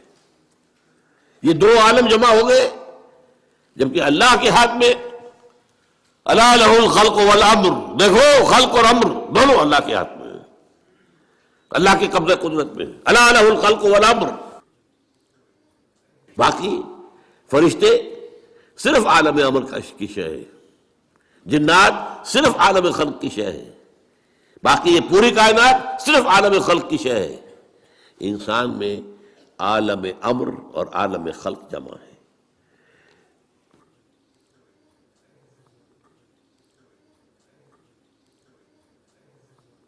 اب ہمیں آگے آنا ہے، یہ جو ہم نے ابھی سمجھا کہ انسان کی یہ زندگی جو ہے امتحانی زندگی ہے، اس کا نتیجہ نکلے گا قیامت کے دن، محاسبہ ہوگا۔ اب یہاں دیکھنے کی ضرورت یہ ہے کہ امتحان ہوتا ہے کچھ پڑھا کر سکھا کر۔ ایک سال تک آپ کو پڑھایا گیا، اب امتحان دیجئے، کامیاب ہوں گے تو اگلے سال میں جائیں گے، ورنہ اسی میں پڑے رہیں۔ کبھی ایک کچھ چیز دے کر بھی آزماتے ہیں. آپ اپنے بچے کو کبھی 100 کا نوٹ دے کر دیکھیے کیا کرتا ہے وہ. اس سے آپ کو اس کے رجحانات کا اندازہ ہو جائے گا. ہو سکتا ہے وہ دوڑ کر جائے کتابوں کی دکان پر, کوئی رسالے کو کتابیں لے کر آئے. ہو سکتا ہے دوڑ جائے کوئی جو کھلونے لے آئے. یہ بھی ہو سکتا ہے کہ کھانے پینے کا کچھ سامان لے آئے. تو امتحان, اس ضیاء خانے میں تیرا امتحان ہے زندگی. یہ امتحان کن چیزوں میں ہے؟ دیکھیے, اس دنیا میں خیر و شر کے درمیان ایک کشاکش, ایک تصادم جاری ہے. ستیزہ کار رہا ہے ازل سے تا امروز, چراغ مصطفی سے شرار بولابی, ازل سے تا امروز. اور یہ رہنا جاری ہے, قیامت تک رہنا ہے. ستیزہ کار رہا ہے ازل سے تا امروز, چراغ مصطفی سے شرار بولابی. یہ جو کشاکش ہے اس کو ذرا نوٹ کیجئے. ایک چوسر, میرے اندر آپ کے اندر خیر کی طاقت بھی ہے اور شر کی بھی ہے. میرا حیوانی وجود مجھے زمین کی طرف کھینچتا ہے, نیچے لے جانا چاہتا ہے. زمینی خواہشات, زمینی آرزوئیں, اس دنیا کے بارے میں امنگیں, دولت زیادہ ہو جائے, فلاں چیز زیادہ ہو جائے, کھاؤں اعلیٰ سے اعلیٰ, چٹخارے لوں, کئی ڈشز کے اوپر میرا جو ہے وہ ڈنر اور لنچ ہو, وغیرہ وغیرہ وغیرہ. یہ میرا نفس امارہ ہے جو مجھے کھینچ رہا ہے. یہ جو حیوانی ہمارے تقاضے ہیں, ظاہر بات ہے کہ یہ اندھے بہرے ہیں. انہیں تو اپنی سینشول گریٹیفیکیشن چاہیے, تسکین چاہیے, بس. انہیں اس سے غرض نہیں کہ حلال سے ہو, حرام سے ہو, جائز سے ہو, ناجائز سے ہو, کوئی غرض نہیں. یہ ہمارے اندر کا نفس ہے جس کو قرآن کہتا ہے ان النفس لامارۃ بالسوء. یہ نفس جو ہے یہ تو برائی کی طرف بلاتا ہی ہے. اس کے برعکس ہمارے اندر روح ہے, وہ ہمیں بلندی کی طرف لے جانا چاہتی ہے, اللہ کی طرف. عربی کا ایک قول ہے کل شیء یرجع الی اصلہ, ہر شے اپنے اصل کی طرف لوٹتی ہے. یہ جسد ہمارا کہاں سے آیا؟ زمین سے. نمبر 2, اس کی غذا کہاں سے آتی ہے؟ اسی زمین سے. گندم ہو, چاول ہو, جو ہو, کچھ ہو. یا آپ نے بکری کا گوشت کھایا ہے تو بکری نے گھاس پھوس پات جو کھایا وہ کہاں کا ہے؟ اور نمبر 3, یہ ہمیں نیچے ہی گھسیٹتی ہے, زمین کی طرف. روح کہاں سے آئی ہے؟ انا للہ و انا الیہ راجعون. لہذا اس روح کی توجہ کدھر ہے؟ اپنے مرکز کی طرف مائل پرواز تھا حسن. وہ اللہ کی طرف قرب چاہتی ہے. معنوی طور پر قرب حاصل ہے, عملاً قرب چاہتی ہے. یہ کشاکش ہے. اور یہ بھی نوٹ کر لیجیے اس روح کی غذا کہاں سے آئی ہے. اس روح کی غذا اللہ کا کلام ہے. یہ ہماری مادی وجود کے لیے مادی غذا, اور یہ روحانی وجود کے لیے روحانی غذا, اور وہ قرآن ہے. البتہ اس کے ساتھ کچھ خارج میں بھی طاقتیں موجود ہیں, شر کی بھی اور خیر کی بھی. خارج میں ابلیس لعین, وہ بڑا جن شیطان, جس کو جب اللہ تعالیٰ نے رادہ درگاہ کر دیا تو اس نے ڈٹ کر اعلان کیا کہ اللہ میں ثابت کر دوں گا, مجھے مہلت دے دے, مجھے قیامت تک کے لیے زندگی دے دے میری, میں ثابت کر دوں گا کہ آدم اس قابل نہیں تھا جو تو نے پاس کو دیا, اور اس کی میں وہ ذریت کو تباہ کر کے چھوڑوں گا, برباد کر کے چھوڑوں گا, گمراہ کر کے چھوڑوں گا. وَلَن تَجِدَ أَكْثَرَهُمْ شَاكِرِينَ. اور دیکھ لو اللہ وقت آئے گا تو دیکھے گا کہ اس کے جو اولاد ہے اس کی اکثریت تیرے شکر گزار بندے نہیں ہوں گے. یہ چیلنج اس نے ابلیس نے دیا تھا, وہ اس کے اوپر ڈٹا ہوا ہے. اس کی ضروریت لشکر شیطانوں کے جنات میں سے, یہ غیر مرئی ہے, نظر نہیں آتے ہمیں. انہو یراکم من حیث لا ترونہم، وہ تو تمہیں وہاں سے تاکتے ہیں، دیکھتے ہیں، تم نہیں دیکھتے ہو، غیر مرئی ہے۔ اور چونکہ لطیف مادہ ہے، لطیف ہے، آگ سے بنا ہے نا، لطیف ہے۔ ان الشیطان یجری من الانسان مجری الدم، حضور نے فرمایا شیطان انسان کے وجود میں خون کی طرح سرایت کرتا ہے، گردش کرتا ہے۔ اور اس کے ساتھ ہی نوٹ کر لیجئے، ابلیس کے جو چیلے ہو جاتے ہیں انسانوں میں سے، وہ بھی اس کی پارٹی بن جاتے ہیں، حزب الشیطان۔ قرآن مجید میں سورہ مجادلہ میں ذکر ہے۔ اور آج جان لیجئے دنیا میں انسانوں میں شر کی سب سے بڑی قوت، ذہانت، فطانت اس پر ختم ہے، سازش کی صلاحیت اس پر ختم ہے، اور وہ ہے سب سے بڑے ایجنٹ اس وقت ابلیس لعین کے دنیا میں، اور وہ ہے یہودی۔ ان کی طرف جو رسول اللہ نے بھیجے تھے حضرت عیسیٰ، جب ان کے جان کے درپے ہو گئے، قتل کرنے پر تل گئے، یہاں تک کہ اپنے بس پڑتے تو سولی پر چڑھوا دیا۔ یہ دوسری بات ہے اللہ نے کیا کیا، وہ ایک علیحدہ مسئلہ ہے۔ اللہ نے انہیں آسمان پر اٹھایا، اور ایک اور شخص جو ہے جس کے بارے میں گمان یہی ہے، اور صحیح ہے یہ گمان، کہ جس شخص نے ان کے حواریین میں سے دھوکہ دے کر گرفتار کروایا تھا، اسی کی شکل بنا دی گئی حضرت مسیح کی، ولیکن شبہ لہم، اس کے اندر جو ہے شبیہ پیدا کر دی گئی حضرت عیسیٰ علیہ السلام کی، اور وہ سولی چڑھنا چاہیے تھا اسے، وہ تو he deserved it۔ لیکن بہرحال وہ چونکہ یہودی طے کر کے اور اپنے بس پڑتے چڑھا دیا انہوں نے سولی پر، اس وقت سے وہ اللہ تعالیٰ کے ہاں سے مغضوب علیہم، ملعون، مردود یہ قرار پا چکا۔ اور اس کے بعد سے میں نے جیسے کہ کہا نہایت ذہین قوم، قرآن میں ایک جگہ آیا ہے اخترناہ علی علم عندنا، ہم نے اپنے علم کی بنیاد پر چنا تھا انہیں۔ اور دو جگہ قرآن مجید میں سورہ بقرہ ہی میں ہے، چھٹے رکوع کی پہلی آیت اور 15ویں رکوع کی پہلی آیت، یا بنی اسرائیل اذکروا نعمتی التی انعمت علیکم وانی فضلتکم علی العالمین، میں نے تمہیں تمام جہانوں پر فضیلت دی تھی۔ لیکن اللہ کا قانون کیا ہے، جس قوم کی طرف رسول بھیجا جائے، اگر وہ قوم بحیثیت مجموعی اس کا انکار کر دے اور اس کی جان کے درپے ہو جائے، تو اس پر عذاب آتا رہا ہے، آخری عذاب، ہلاکت والا عذاب، عذاب استیصال، جیسے کہ حضرت ابراہیم، حضرت نوح علیہ السلام کی قوم غرق کی گئی، حضرت موسیٰ کے دور میں جو فرعون اور اس کا لاؤ لشکر غرق کیے گئے۔ اسی طریقے سے آپ کو معلوم ہے قوم ہود اور قوم صالح اور قوم شعیب، یہی ان کا انجام ہونا تھا، لیکن اللہ کی حکمت کچھ اور ہے، وہ ایک علیحدہ ایشو ہے۔ ان کو ابھی اس سزا سے بچا کر، لیکن دنیا میں ضربت علیہم الذلۃ والمسکنۃ وباؤوا بغضب من اللہ، اور ان کو مردود اور ملعون اور مغضوب علیہ بنا دیا گیا۔ یہ ہے اس وقت دنیا میں ابلیس کے سب سے بڑے چیلے چانٹے، اور جیسا کہ میں نے عرض کیا ہے ان کی صلاحیت مسلم ہے۔ آج کے اس دجالی دور میں زیادہ سے زیادہ سائنسدان بڑے جو ہیں یہودی ہیں، بڑے بڑے دجالی فکر کو جو لوگ لے کے سامنے آئے ہیں، جنہوں نے اللہ سے اور دین سے اور روحانیت سے انسان کو ہٹا دیا ہے، سب یہودی ہیں۔ لینن یہودی تھا، اسٹالن یہودی تھا، یہ سب یہودی۔ ان کے اندر صلاحیت ہے، لیکن اب وہ ایول جینیس کے طور پر استعمال ہو رہی ہے۔ صلاحیت غلط رو پڑ جائے گی تو کیا ہوگا، جو کچھ کر رہے ہیں آج۔ بہرحال دوسری طرف خیر کی طاقت ہے، وہ کون ہے؟ وہ انبیاء ہیں، نبی ہیں، ان کے پیروکار ہیں، ان کے نقش قدم پر چلنے والے ہیں، اور ملائکہ بھی ہیں۔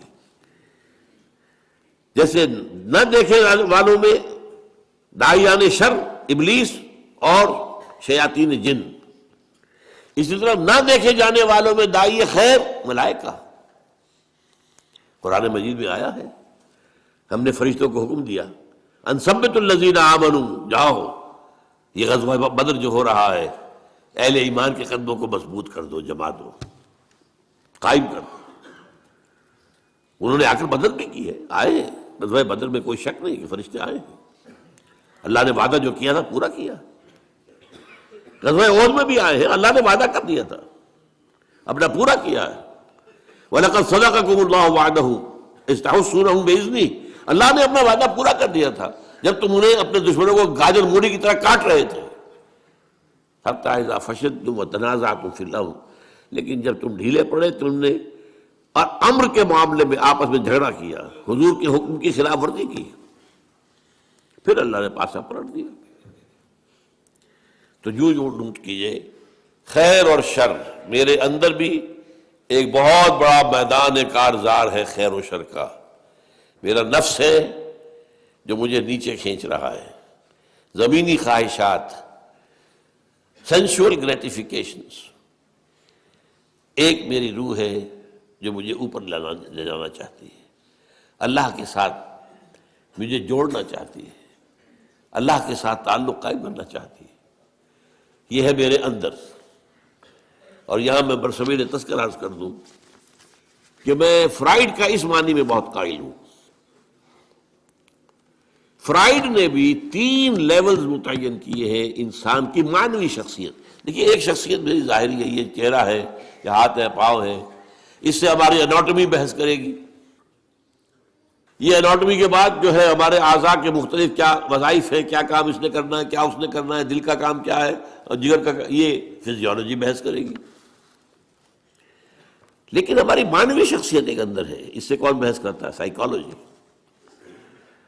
وہ سائیکالوجی میں حالانکہ انتہائی یوں سمجھیے کہ غلط رخ پر انسان کو لے گیا ہے فرائیڈ، بہت غلط رخ پر، لیکن کم سے کم ایک ایکویٹی آف ویژن جو ہے، معاہدے کی گہرائی، اس کے بارے میں قائل ہوں. اس نے بھی 3 لیول معین کیے انسان میں معنوی طور پر.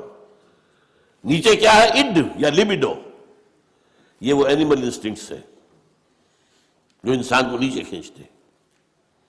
اس سے اوپر ایگو، خودی.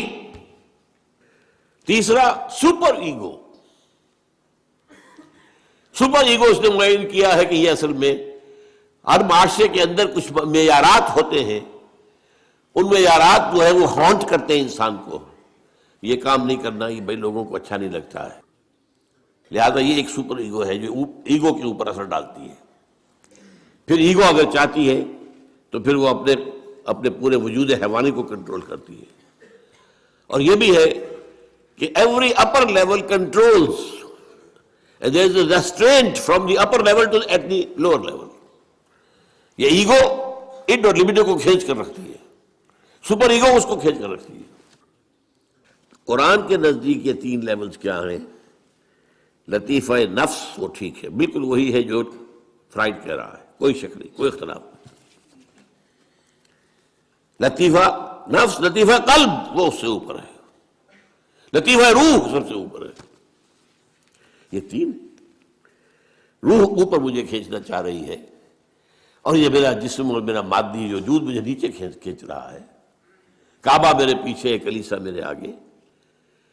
ایمان مجھے روکے ہے تو کھینچے ہے مجھے کفر. کعبہ میرے پیچھے ہے، کلیسا میرے آگے. اسی کشمکش میں ہماری زندگی گزرتی ہے. اور دیکھیے قلب کا معاملہ کیا ہے. یہ جو جسمانی قلب ہے ہمارے اندر، اس کو بھی چین نہیں ہے، ہر وقت حرکت میں ہے، ہر وقت، اور بدل رہا ہے، سکڑ رہا ہے، پھیل رہا ہے، سکڑ رہا ہے، پھیل رہا ہے، سکڑ رہا ہے، پھیل رہا ہے. اسی طریقے سے یہ مانوی قلب جو ہے، اس کا بھی کبھی رخ ہو جاتا ہے روح کی طرف تو پورا وجود روحانی ہو جاتا ہے. اس لیے کہ قلب حاکم ہے، مبدأ ارادہ قلب ہے. جب یہ روح کی طرف رخ ہو جائے، آئینہ ہے جیسے کہ آئینہ ادھر ہو گیا تو وہ سارا ریفلیکٹ کرے گا، روح کا جو اثرات ہیں، انوار و برکات، وہ پورے وجود پر چھا جائیں گے. اور اگر قلب کا رخ ہو گیا ہے نفس امارہ کی طرف تو پوری انسانی شخصیت حیوانیت، بلکہ ہو سکتا ہے بربریت، اس کے اوپر ہوتا ہے. یہ ہے قلب، ادھر یا ادھر. اسی لیے اس سے اوپر جو شے ہے وہ اللہ تعالیٰ کا ایک حکم اور اس کی مشیت ہوتی ہے. حضور نے فرمایا ہے کہ تمام انسانوں کے دل اللہ کی 2 انگلیوں کے مابین ہیں، وہ جدھر چاہتا ہے پھیر دیتا ہے. جو خوش قسمت ہے اللہ اس کے دل کو، رخ کو موڑ دیتا ہے روح کی طرف، خیر کی طرف، بھلائی کی طرف، نیکی کی طرف. ایمان کی طرف، تقوی کی طرف، جہاد فی سبیل اللہ کی طرف. اور جن کے بدقسمت جو ارم کرتے ہیں اپنے لیے اللہ کا عذاب، ان کا وہ قلب کا رخ کر دیا جاتا ہے وہ نفس امارہ کی طرف. اب وہ حیوان، بل ہم اضل، قرآن مجید کہتا ہے حیوان ہی نہیں، ان سے بھی گئے گزرے. لہم قلوب لا یفقہون بہا ولہم اعین لا یبصرون بہا ولہم آذان لا یسمعون بہا اولئک کالانعام بل ہم اضل. یہ تو انسان نہیں ہے، حیوان ہے. دل ہے جس سے یہ کام نہیں لیتے، سوچتے نہیں، آنکھیں دیکھتے نہیں. حیوانوں کا ساتھ دیکھنا دیکھتے ہیں نا. گاڑی آ رہی ہے، میں نے بھی دیکھ لیا، اپنی جان بچا لی. کتے نے بھی دیکھ لیا، وہ بچ گیا، مجھ سے زیادہ بچنے کی صلاحیت اس میں. تو یہ تو میں برابر ہے. لیکن یہ اے اہل نظر، ذوق نظر خوب ہے، لیکن جو شے کی حقیقت کو نہ سمجھے وہ نظر کیا. شے کی ظاہر تو کتے کو بھی نظر آ گئی ہے. انسان تو وہ ہے کہ جو اشیاء کی حقیقت کو سمجھے. اور حضور نے فرمایا صلی اللہ علیہ وسلم، دعا ہے آپ کی، اللہم ارینی حقیقت الاشیاء کما ہی، اے اللہ مجھے اشیاء کی اصل حقیقت دکھا دے جیسے کہ وہ ہے. میں صرف ظاہر پر مطمئن نہیں رہنا چاہتا. ارینی حقیقت الاشیاء کما ہی، مجھے تو اشیاء کی حقیقت دکھا دے جیسے کہ پھر واقع وہ ہے. یہ اصل میں یہ آنکھ ہے دل کی آنکھ، یہ کان ہے دل کے کان. دیدن دیگر آموز سنیدن دیگر آموز. بہرحال اب اگلی بات سمجھیے، پھر دوہرا لیجیے. اندر نفس امارہ ہے، انڈیا لیبیڈو ہے، روح ہے، دی سول اور دی اسپرٹ، جو عمر عرب ہے، کشاکش ہے ان میں. درمیان میں قلب ہے، جو ادھر ہو جائے تو اس کا بول بالا، ادھر ہو جائے تو اس کا بول بالا. لیکن منبع ارادہ قلب ہے، ارادہ وہاں سے ابھرتا ہے. باہر کیا ہے؟ عزازیل، وہ ابلیس لعین اور اس کے جنات کے شیاطین کے جو جنات کے لشکر ہیں وہ بھی ہے. دوسری طرف ملائکہ بھی ہے، وہ خیر کی طرف بلاتے ہیں.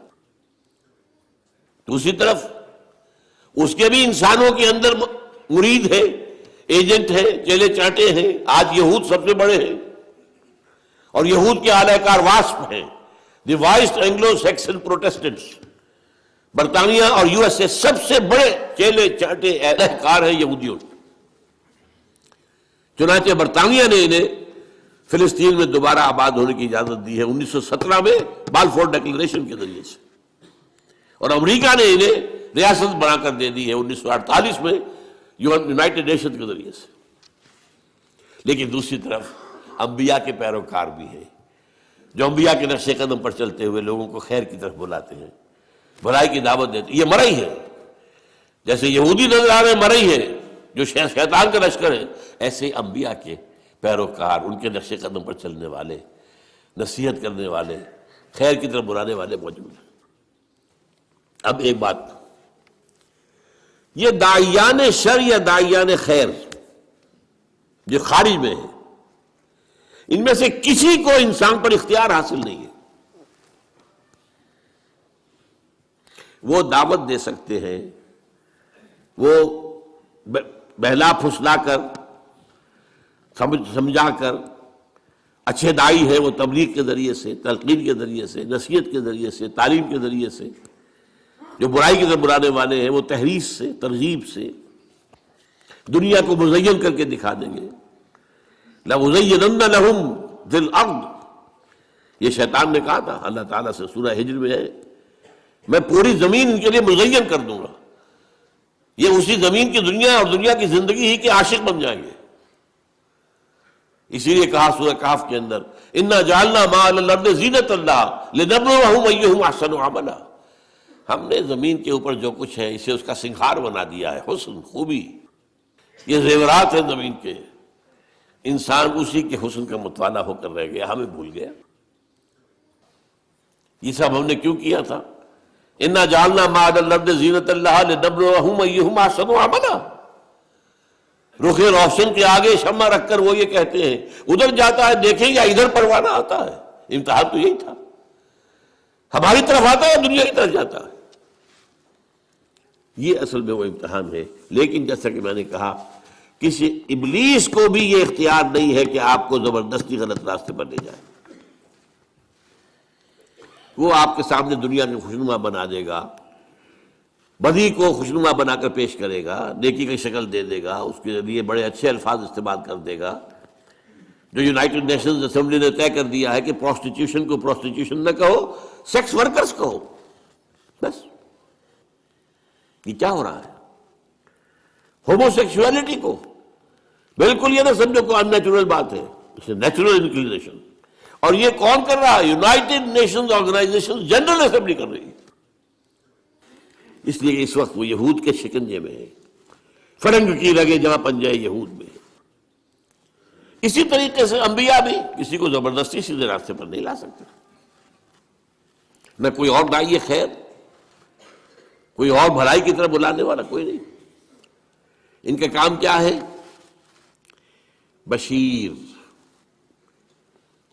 یہ اصطلاح ذرا نوٹ کر لیجیے. اب کار نبوت کے ضمن کی اصطلاحات ہیں.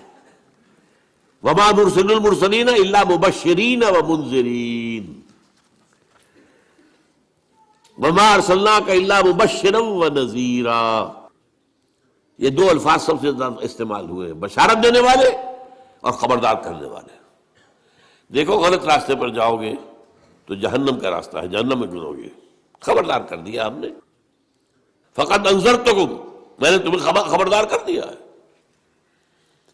غلط راستے پر جاؤ گے جہنم ہے، اچھے راستے پر جاؤ گے جنت ہے. بشارت اس کی ہے.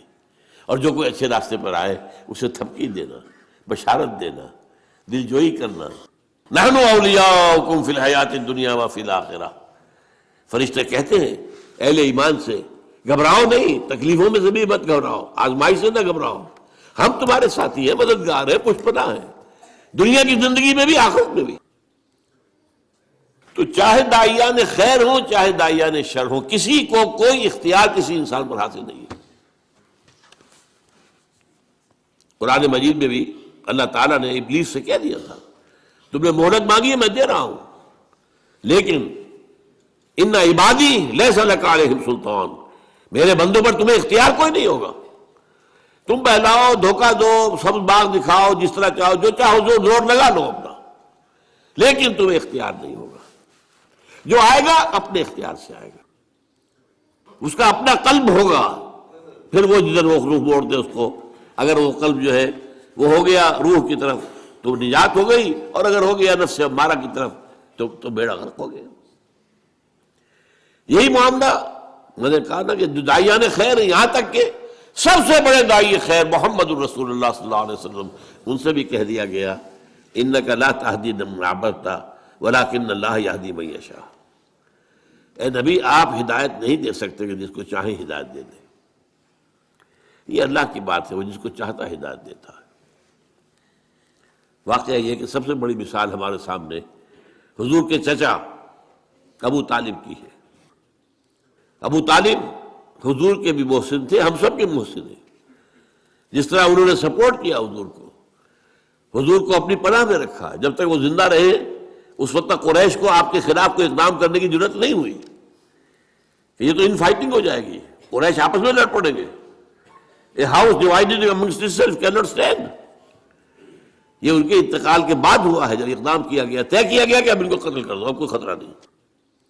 جس پر آپ طائف گئے ہیں کہ شاید طائف میں کوئی بڑا سردار جو ہے میری بات مان لے، ایمان لے آئے مجھ پر، تو میں اپنا مرکز وہاں منتقل کر دوں. لیکن وہ ایک علیحدہ یہ بات ہوئی وہاں پر جو ہوئی.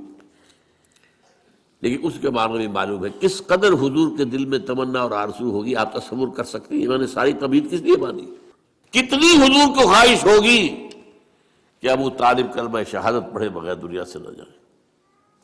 یہاں تک کہ آخری وقت کہہ رہے ہیں، ان کے نزا کا عالم ہے، چچا جان میرے کان میں پڑھ دیجیے کلمہ تاکہ میں اللہ کے ہاں گواہی دے سکوں.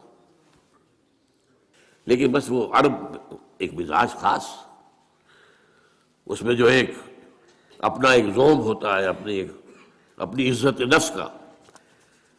بھتیجے میں جانتا ہوں کہ تیرے دین سے بہتر کوئی دین نہیں ہے، لیکن میں اس وقت یہ کلمہ شہادت نہیں پڑھنا چاہتا. عرب کی عورتیں یہ نہ کہیں کہ وہ طالب موت کے ڈر سے اس نے اپنا مذہب تبدیل کر لیا۔ بہرحال کہنے کی بات کیا تھی، نبی کیا ہوتے ہیں؟ بشیر، نذیر، داعی اللہ۔ اپنی جگہ پر روشنی کا مینارہ، سراج منیرہ، معلم، مربی، مزکی، یہ ساری کیفیات جو ہے انبیاء کے ساتھ ہیں۔ اور نبیوں کے نقش قدم پر چل کر جو لوگ خدمت خلق کرے، لوگوں کو صحیح راستے پر لائے، ان کے لیے بھی یہی الفاظ ہوں گے۔ تمام سابقہ انبیاء کے لیے بھی یہی الفاظ تھے، وما نرسل المرسلین الا مبشرین ومنذرین وما ارسلناک الا مبشرا ونذیرا، بشیر، نذیر۔ اچھا، اس میں ایک اور اصطلاح آ گئی، اس انذار، تبشیر، تبلیغ، تعلیم، نصیحت، اس کے نتیجے میں جو بات قائم ہوگی اس کے لیے ایک لفظ ہے شاہد۔ شاہدن علیکم، علی آتا ہے عربی زبان میں مخالفت کے لیے، شاہدن علیکم، تمہارے خلاف گواہ۔ یہ سب سے پہلے یہ اصطلاح، یہ باقی اصطلاحات تو بعد میں آئی ہیں، لیکن یہ کہ آپ کو معلوم ہے کہ سورہ احزاب میں سب کو جمع کر دیا گیا ہے۔ یا ایھا النبی انا ارسلناک شاہدا ومبشرا ونذیرا وداعیا الی اللہ باذنہ وسراجا منیرا۔ لیکن سب سے پہلے سورہ مزمل میں لفظ آ گیا، مزمل بہت شروع کی صورت ہے، انا ارسلنا الیکم رسولا شاہدا علیکم کما ارسلنا الی فرعون رسولا فعصى فرعون رسولا فاخذناه اخذا وبيلا فكيف تتقون ان كفرتم يوما يجعل الولدان شيبا السماء منفطر به كان وعده مفعولا۔ ہم نے دیکھو بھیج دیا ہے تمہاری طرف اپنا ایک رسول جو تم پر گواہ بن کر آیا تمہارے خلاف۔ یہ خلاف کا لفظ کیوں آیا یہاں پر نوٹ کیجئے۔ شہید کے معنی ہے گواہ، بلکہ لفظی معنی اصل میں کیا ہے؟ جو شخص موجود ہو، شاہد، غائب، شاہد، شاہد و غائب، شاہد۔ لیکن اس کے پھر دو معنی اس میں اضافی طور پر پیدا ہوئے، جو کسی موقع پر موجود ہوگا وہی صحیح گواہ بھی ہے، تو شاہد گواہ بھی ہے۔ جو کوئی موقع پر ہوگا وہ آپ کی مدد بھی کر سکتا ہے، ورنہ آپ کا چاہے گہرا ہی دوست ہے، آپ وہ ہے ہی نہیں تو کیا مدد کرے گا، تو اس سے مددگار بھی ہو گیا۔ لَكَفَىٰ بِاللَّهِ شَهِيدًا، اللہ کافی ہے آپ کی مدد کے لیے۔ اب شہادت گواہی کے معنی میں آتا ہے تو اس کے دو رخ ہیں۔ ہر مقدمے میں ایک مدعی ہے، ایک مدعا علیہ ہے۔ اگر آپ کی گواہی مدعی کے حق میں جا رہی ہے تو اس کے لیے لام آئے گا، شہدہ لہو، اس کے حق میں گواہی دی، اور اگر اس کے خلاف جا رہی ہے تو شہدہ علیہ۔ یہ لام اور علا کا جو فرق ہے اس کو اچھی طرح ایک اور حدیث کے حوالے سے یاد کر لیجئے۔ حضور نے فرمایا القرآن حجت لک او علیک، یہ قرآن یا تو حجت ہے تمہارے حق میں یا تمہارے خلاف۔ اسے اپنے حق میں حجت بنانا ہے تو اس کے اوپر عمل کرو، اس کو پڑھو، اس کو سمجھو، اسے اپنا امام بناؤ، اس کی پیروی کرو، تب یہ تمہارے حق میں گواہی دے۔ اللہ یہ مجھے پڑھتا تھا، مجھ پر غور کرتا تھا، مجھ پر عمل کرتا تھا، میری تبلیغ کرتا تھا، اے اللہ اس نے تو اپنے آپ کو وقف کر دیا تھا تعلیم و تعلم قرآن کے لیے، قرآن کے سمجھنے اور سمجھانے کے لیے، تو لہو یہ قرآن آپ کے حق میں گواہی بنے گا۔ جیسا کہ ایک حدیث میں آتا ہے کہ رمضان مبارک میں اگر آپ نے راتوں کو وقت جاگ کر قرآن مجید کو پڑھا ہے اور دن میں آپ نے روزے رکھے ہیں، حضور نے فرمایا الصیام والقرآن یشفعان للعبد، روزہ اور قرآن بندے کے حق میں گواہی دیں گے، شفاعت کریں گے۔ یقول الصیام، روزہ یہ کہے گا منعتہ الطعام بالنہار، اے اللہ تیرے اس بندے کو میں نے روکے رکھا کھانے سے، فشفعنی فیہ، تو میری شفاعت قبول فرما اس کے حق میں۔ ویقول القرآن منعتہ النوم باللیل، میں نے اسے رات کو سونے سے روکے رکھا، فشفعنی فیہ، تو میری شفاعت اس کے حق میں قبول فرما۔ فیشفعان، حضور نے فرمایا دونوں کی شفاعت قبول ہوگی۔ تو القرآن حجت لک او علیک، اسی طرح علی جب ہے، یہ اصل میں قرآن مجید کی اہم اصطلاح تک ہم پہنچ گئے ہیں، اور یہ ہمارا آج کا آخری موضوع ہے۔ کار رسالت کے لیے قرآن کی اصطلاح ہے شہادت علی الناس۔ وہ کیوں ہے؟ دیکھیے، ایک محاسبہ جو آخرت میں ہونا ہے، اگر کوئی نبی نہ آتا، کوئی رسول نہ آتا، تب بھی محاسبہ تو ہونا تھا۔ کیوں؟ ہم نے تمہیں سمع و بصر دیا تھا کہ نہیں؟ عقل دی تھی کہ نہیں؟ تمہارے نفس کے اندر بھی نیکی اور بدی کی پہچان ودیت کی تھی کہ نہیں؟ ان باتوں پر تو حساب دو۔ تم ہم سے عہد کر کے گئے تھے کہ نہیں؟ الستو بربکم قالوا بلی۔ جس شخص کے پاس کسی نبی کی دعوت نہ پہنچی ہو، کسی رسول کی دعوت نہ پہنچی ہو، اس کا محاسبہ ہوگا توحید اور عام نیکی اور بدی کے اعتبار سے، بس۔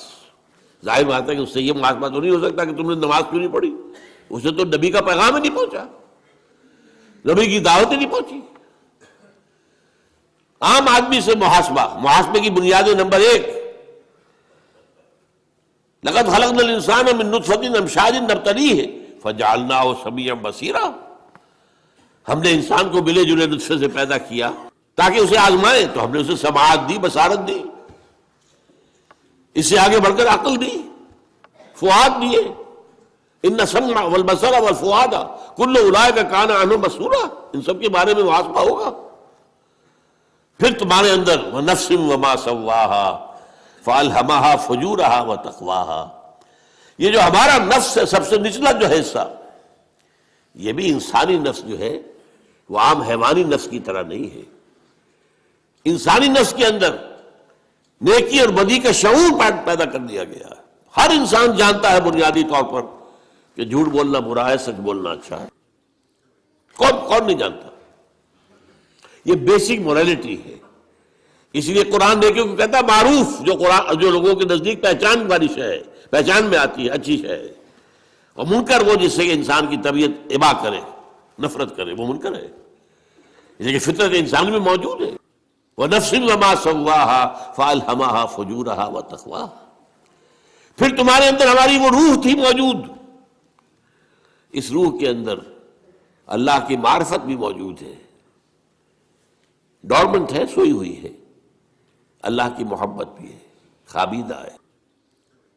اس کو بیدار کرنے کے لیے اللہ تعالیٰ کی طرف سے جو کلام ربانی کی بارش اس پر ہوتی ہے، جب غذا ملتی ہے روح کو کلام ربانی کی، تو پھر اس کے اندر کی صلاحیتیں ابھرتی ہیں۔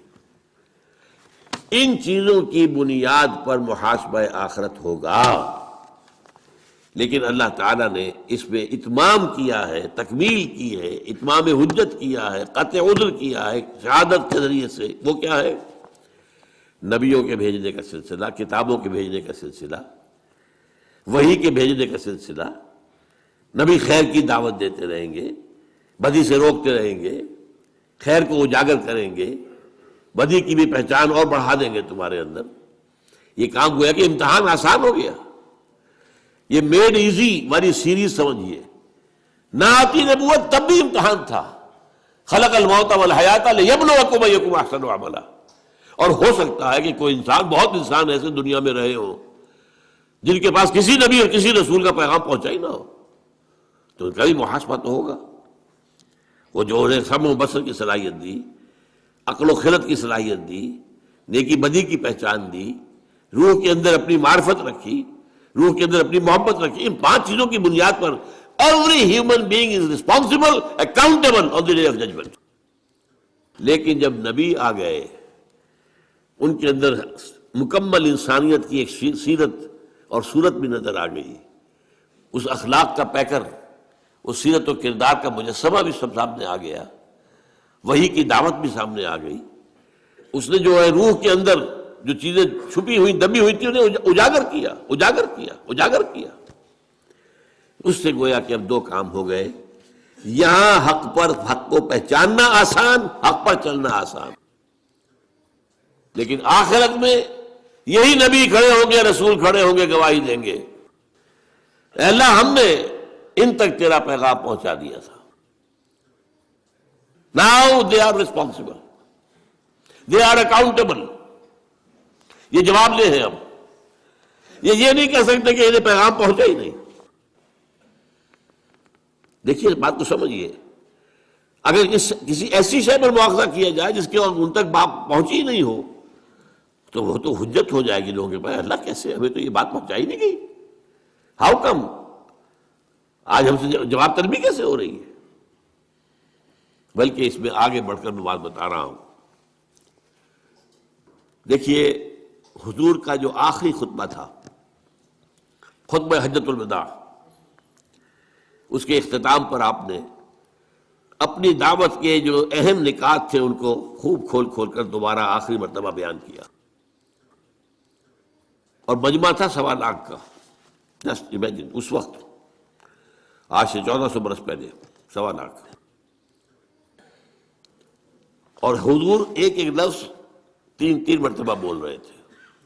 لاؤڈ اسپیکر تو تھا نہیں، کچھ لوگ ادھر کھڑے ہیں، اس سے آگے لوگ کھڑے، تو آپ نے ادھر رخ کر کے کہا، اس نے آگے بولا، اس نے اس سے آگے بولا، تو 1 لاکھ تک پہنچایا. اس طریقے سے 3 دفعہ، پھر سامنے آپ نے رخ کر کے وہی بات کہی، پھر بائیں طرف رخ کر کے وہی بات کہی. جب آپ کا خطبہ ختم ہو گیا تو آپ نے ایک سوال کیا، الا هل بلغت، لوگوں میں نے پہنچا دیا یا نہیں؟ اور حیرت ہوتی ہے کہ اس کے جواب میں صحابہ نے 4 باتیں کہی. عام طور پر صحابہ کا جو انداز ہوتا تھا، حضور جب پوچھتے تھے کوئی سوال تو عام طور پر کہتے تھے اللہ و رسولہ عالم. یہ جو چنبلے قسم کے شاگرد ہوتے ہیں، کبھی جو اساتذہ کے اوپر بھی اپنا روب گانٹنا چاہتے ہیں، تو وہ تو جلد بولیں گے اپنی، تاکہ ذہانت کا ثبوت ہو جائے. لیکن حضور کے وہ شاگرد بہت مؤدب لوگ تھے، اللہ و رسولہ عالم. پھر آپ دوبارہ پوچھتے تھے تو پھر جیسی بات بھی ذہن میں آئی کہہ دیتے تھے. آپ نے سوال کیا اتدرون من المفلس، کون ہے تمہارے خیال میں مفلس کون ہے؟ اللہ و رسولہ عالم. آپ نے پھر دوبارہ پوچھا، پھر بتایا المفلس عندنا من لا درہم لہ ولا دینار. مفلس تو ہم اسی کو سمجھتے ہیں جس کے پاس درہم نہیں، دینار نہیں. پھر آپ نے اپنی بات بتائی، وہ میں اس وقت نہیں بیان کر رہا. تو میں یہ کہہ رہا تھا کہ عام طور پر صحابہ کا جواب ہوتا تھا اللہ و رسولہ عالم. یہاں وہ بھی سمجھ گئے تھے کہ یہ حضور یہ کیوں پوچھ رہے. ایک رسپانسبلٹی تھی جو آئی تھی، جس کو سورہ مزمل میں کہا تھا انا سنلقی علیک قولا ثقیلا، ہم آپ پر ایک بڑا بھاری بوجھ ڈالنے والے ہیں. وہ کندھوں پر آیا تھا، جس کے لیے تنبیہ بھی آ گئی سورہ مائدہ میں، یا ایھا الرسول بلغ ما انزل الیک من ربک وَإِن لَّمْ تَفْعَلْ فَمَا بَلَّغْتَ رِسَالَتَهُ. اے رسول پہنچا دو جو کچھ بھی نازل ہوا ہے آپ پر آپ کے رب کی طرف سے، اور اگر ایسا نہ کیا تو رسالت کا حق ادا نہیں ہوگا. آپ دیکھتے ہیں قرآن مجید میں وہ آیات بھی ہم پڑھتے ہیں جن میں بظاہر حضور سے کچھ اظہار ناراضگی اللہ نے کیا ہے، اظہار خفگی کیا ہے، یا کسی چیز پر روکا ہے ٹوکا. میں زیادہ سخت لفظ نہیں بولنا چاہتا، حالانکہ الفاظ بڑے سخت ہیں. یا ایھا النبی لم تحرم ما احل اللہ لک تبتغی مرضات ازواجک. اے نبی کیوں حرام ٹھہرا رہے ہو اپنے اوپر وہ شے جو اللہ نے حلال کی ہے اپنی بیویوں کی رضا جوئی کے لیے؟ کتنی سخت بات ہے. عبس وتولی ان جاءہ الاعمی وما یدریک لعلہ یزکیٰ. ایک پیر صاحب ہیں ملتان کے، انہوں نے مجھے باقاعدہ پیغام بھیجا کہ آپ جب یہ آیتیں پڑھا کریں ترجمہ نہ کیا کریں.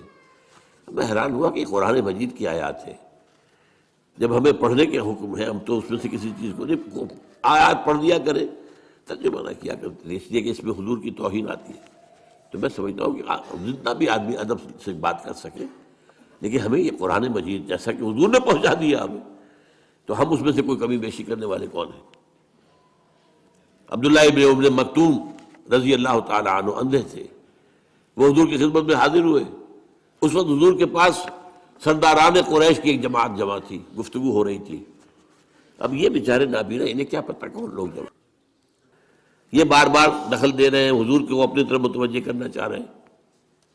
حضور کو ناگوار گزرا، آپ کے ماتھے پر بل پڑ گئے. عبس وتولی، اس نے تیوری چڑھائی، ماتھے پر بل پڑ گئے. ان جاءہ الاعمی، اس لیے کہ اس کے پاس ایک اندھا آیا تھا. وما یدریک لعلہ یزکیٰ، تمہیں کیا پتا شاید کہ وہ تزکیہ اختیار کرتا. اور یذکر فتنفعہ الذکریٰ، یا اسے نصیحت مل جاتی آپ کی گفتگو سے اور وہ نصیحت اسے مفید ہوتی۔ اما من استغنا فانت لہ تصدی، جو استغنا کرتے ہیں، ابا کرتے ہیں، پیٹھ موڑتے ہیں، آپ ان کے پیچھے لگے ہوئے، ان کے پیچھے پڑے ہوئے۔ وما علیک اللہ یزکیٰ، اگر وہ نہیں تزکیہ اختیار کر رہے تو آپ پر کوئی الزام نہیں ہے۔ وما من جا کے یسعی وہو یخشی فانت عنہ تلہی، اور جو آیا ہے چل کر وہ تو چاہتا تزکیہ حاصل کرنا، ان کی طرف سے آپ عدم توجہ فرما رہے ہیں۔ یہ بھی ہمیں پہنچا دیا کہ نہیں، بلغ ما انزل الیک من ربک وَإِن لَمْ تَفْعَلْ فَمَا بَلَّغْتَ رِسَالَتَهُ۔ اب یہ جو بوجھ تھا اس کی ذمہ داری کا، حضور کو معاملہ معلوم تھا، اس لیے کہ سورہ اعراف میں یہ آیت آ چکی تھی، نوٹ کیجئے، آیت نمبر 6 ہے، فَلَنَسْأَلَنَّ الَّذِينَ أُرْسِلَ إِلَيْهِمْ وَلَنَسْأَلَنَّ الْمُرْسَلِينَ، ہم لازماً پوچھ کر رہیں گے ان سے بھی جن کی طرف رسولوں کو بھیجا، اور ان سے بھی جنہیں رسول بنا کر بھیجا۔ تو آپ نے یہ جو کیا کیوں؟ الا هل بلغت انا نشهد انك بلغت رسالة واديت الامانة وكشفت الغمة ونصحت الامة۔ 4 بات حضور ہم گواہ ہیں، آپ نے حق رسالت ادا کر دیا، حق امانت ادا کر دیا۔ یہ قرآن آپ کے پاس امانت تھا، ہمارے بھی اللہ نے بھیجا تھا نا، آپ کے ذمہ تھا ہمیں پہنچانا، آپ نے پہنچا دیا۔ آپ نے ہماری خیر خواہی کا حق ادا کر دیا، اور آپ نے گمراہیوں کے بادل چھاٹ دیے۔ 3 مرتبہ سوال کیا آپ نے، الا هل بلغت انا نشهد انك قد بلغت الرسالة واديت الامانة ونصحت الامة وكشفت الغمة۔ پھر نگاہ اٹھائیے آسمان کی طرف، انگشت شہادت سے اشارہ کیا، اللہم اشہد اللہم اشہد اللہم اشہد، اے اللہ تو بھی گواہ ہے، میں نے اپنا حق ادا کر دیا۔ یہ مان رہے ہیں کہ میں نے پہنچا دیا، یہ گواہی دے رہے ہیں کہ میں نے پہنچا دیا۔ اب قیامت کے دن کیا ہوگا؟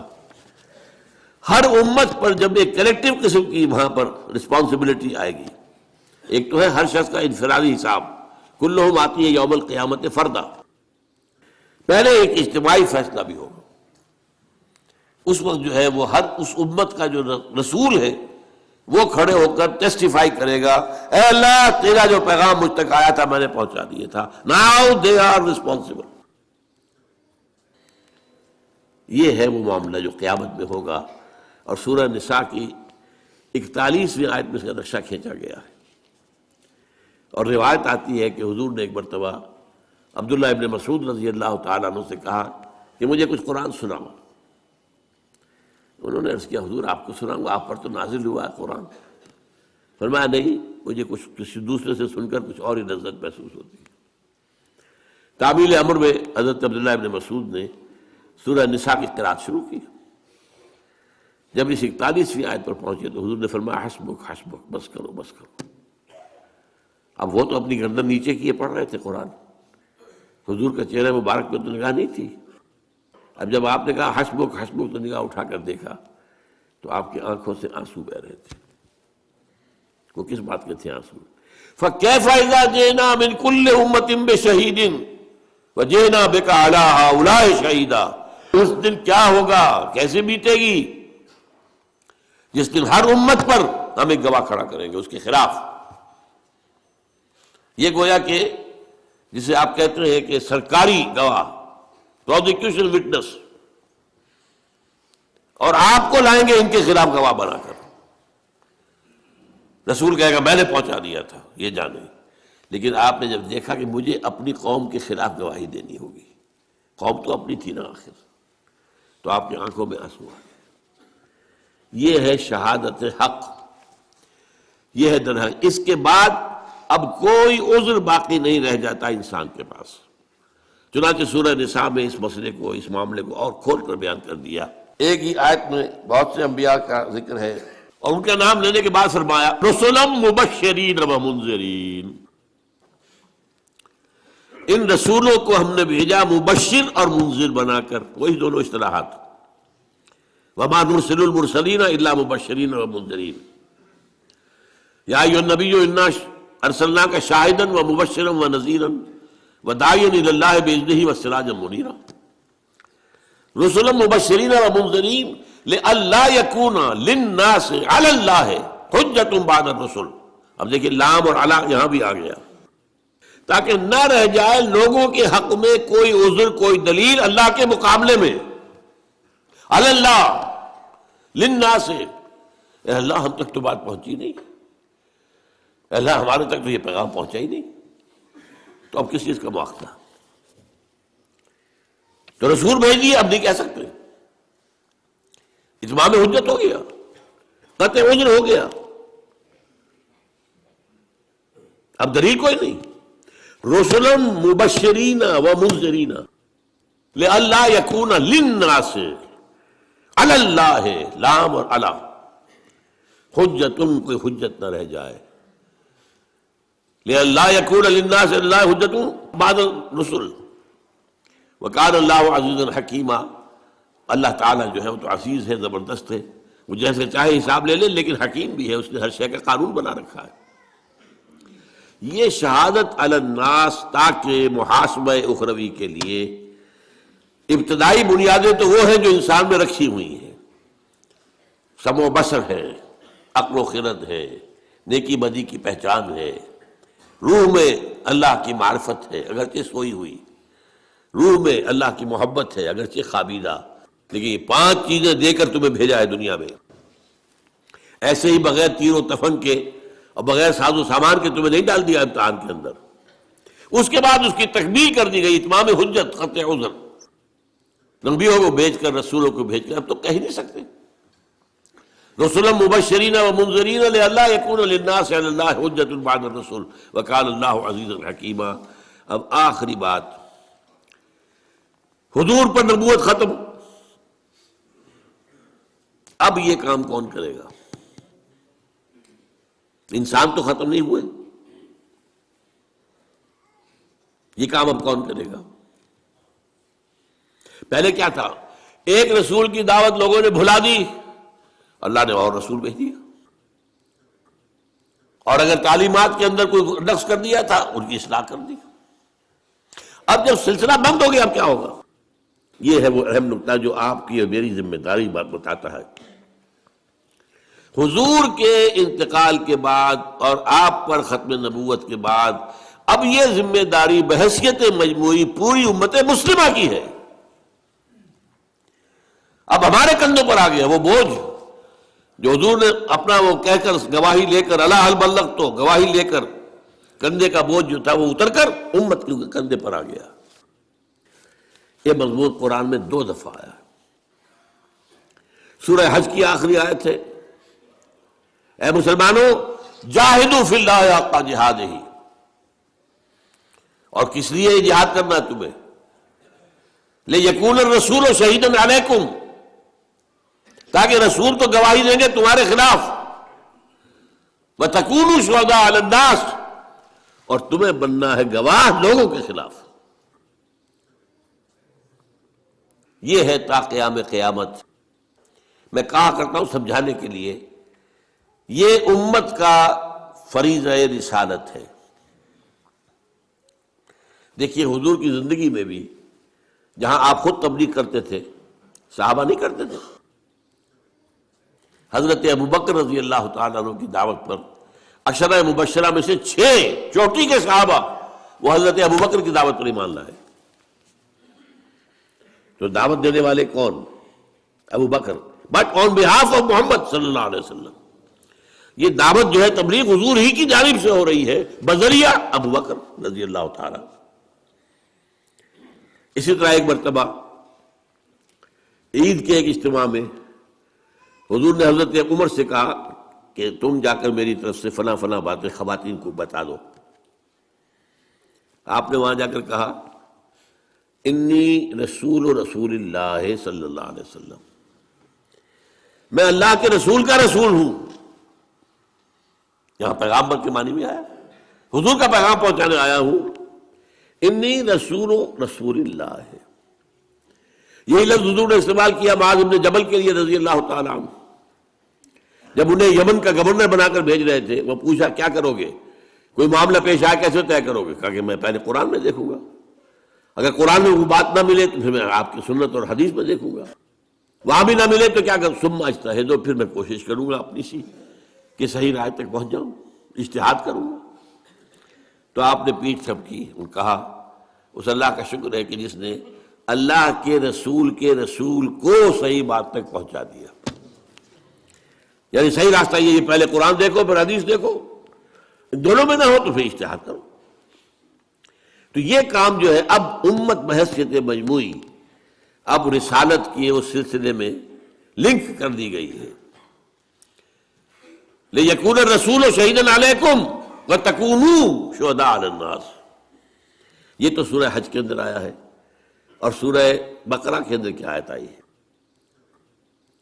جب قبلہ بدلا ہے، رخ بدل دیا، مکے سے مدینے آ کر پہلے آپ نے 17 مہینے بیت المقدس کی طرف رخ کر کے نماز پڑھی ہے، پھر اللہ کا حکم آیا ہے اور قبلہ تبدیل ہوا۔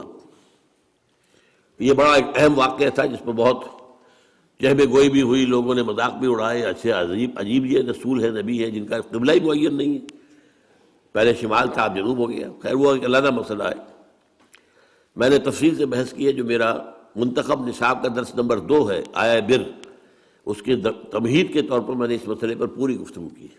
خیر تو وہاں کیا ہوا، اس وقت جب یہ بات سامنے آئی کہ یہ لوگوں نے کہا کہ یہ کہیں گے سَيَقُولُ السُّفَهَاءُ مِنَ النَّاسِ مَا وَلَّاهُمْ عَنْ قِبْلَتِهِمُ الَّتِي كَانُوا عَلَيْهَا قُلْ لِلَّهِ الْمَشْرِقُ وَالْمَغْرِبُ۔ وہاں فرمایا وَكَذَلِكَ جَعَلْنَاكُمْ أُمَّةً وَسَطًا لِتَكُونُوا شُهَدَاءَ عَلَى النَّاسِ وَيَكُونَ الرَّسُولُ عَلَيْكُمْ شَهِيدًا۔ قرآن مجید میں اہم مضامین 2 جگہ ضرور آتے ہیں، وہی 2 جگہیں آپ نے یہاں پر دیکھ لی کہ وہاں پر سورہ حج میں آ گیا لِيَكُونَ الرَّسُولُ شَهِيدًا عَلَيْكُمْ وَتَكُونُوا شُهَدَاءَ عَلَى النَّاسِ، وہی بات بالعکس ترتیب علیحدہ ہو گئی، وہاں رسول کا ذکر پہلے اور امت کا بعد میں، یہاں امت کا پہلے رسول کا بعد میں، لِتَكُونُوا شُهَدَاءَ عَلَى النَّاسِ وَيَكُونَ الرَّسُولُ عَلَيْكُمْ شَهِيدًا۔ یہ ذمہ داری ہے امت مسلمہ کے کاندھے پر۔ اور دیکھیے، نوٹ کر لیجئے، آج چونکہ ہم یہ کام نہیں کر رہے، اسی لیے آج دنیا میں ذلیل و خوار ہیں۔ آج کیوں ذلیل کہ کل تک نہ تھی پسند گستاخی فرشتہ ہماری جناب میں۔ آج مسلمان ہے ضربت علیہم الذلۃ والمسکنۃ وباؤوا بغضب من اللہ، کمزوری کم ہمتی ہم پر مسلط کر دی گئی۔ کشمیر کو ہم کہتے ہیں ہماری شہرگ ہے، لیکن یہ جرت نہیں ہے کہ ہم کبھی انڈیا سے کہہ سکتے ہیں، الٹیمیٹم دے سکتے ہیں، ہٹ جاؤ ورنہ پھر آ رہے ہیں، مقابلہ کرو میدان میں۔ اور ایک دور تو وہ بھی تھا کہ 2 طرف سے پاکستان تھا اور بھارت ڈرتا تھا پاکستان سے۔ اب تو بہت بدل گیا معاملہ 1971 کے بعد۔ یہ ہماری ذلت، 30-40 کروڑ عرب اور ان کے خنجر پیوست کیا گیا ان کے سینے میں اسرائیل کا، اور بولتے بھی نہیں، کوئی بولتا بھی نہیں، بات بھی نہیں کرتا۔ جو کچھ ہو رہا ہے، جو ظلم ہو رہے ہیں جو وہاں کے فلسطینیوں پر، کس کو نہیں معلوم؟ اور آج پوری دنیا میں ذرا سوچئے، کبھی خون کہیں بہتا ہے تو مسلمان کا ہو گیا مانند آب ارزاں مسلمان کا لہو۔ وہ چاہے صومالیہ تھا، وہ چچنیا تھا، کوسوو تھا، بوسنیا تھا اور فلپائنز تھا، یہاں تو ہو ہی رہا تھا۔ فلسطین اور کشمیر 60 سال سے، اور اب جو ہوا ہے 8 سال سے، جو افغانستان میں ہوا، جو عراق میں ہوا، اب جو ہو رہا ہے ہمارے، یہ ان کی جنگ ہے جو ہم لڑ رہے ہیں، ہم پر مسلط کر دی گئی ہے۔ اور سب سے بڑی کامیابی امریکہ کی یہ ہے کہ اس نے ہمیں یہ باور کرا دیا ہمارے عام لوگوں کو کہ یہ ہماری جنگ ہے۔ لا حول ولا قوت الا باللہ۔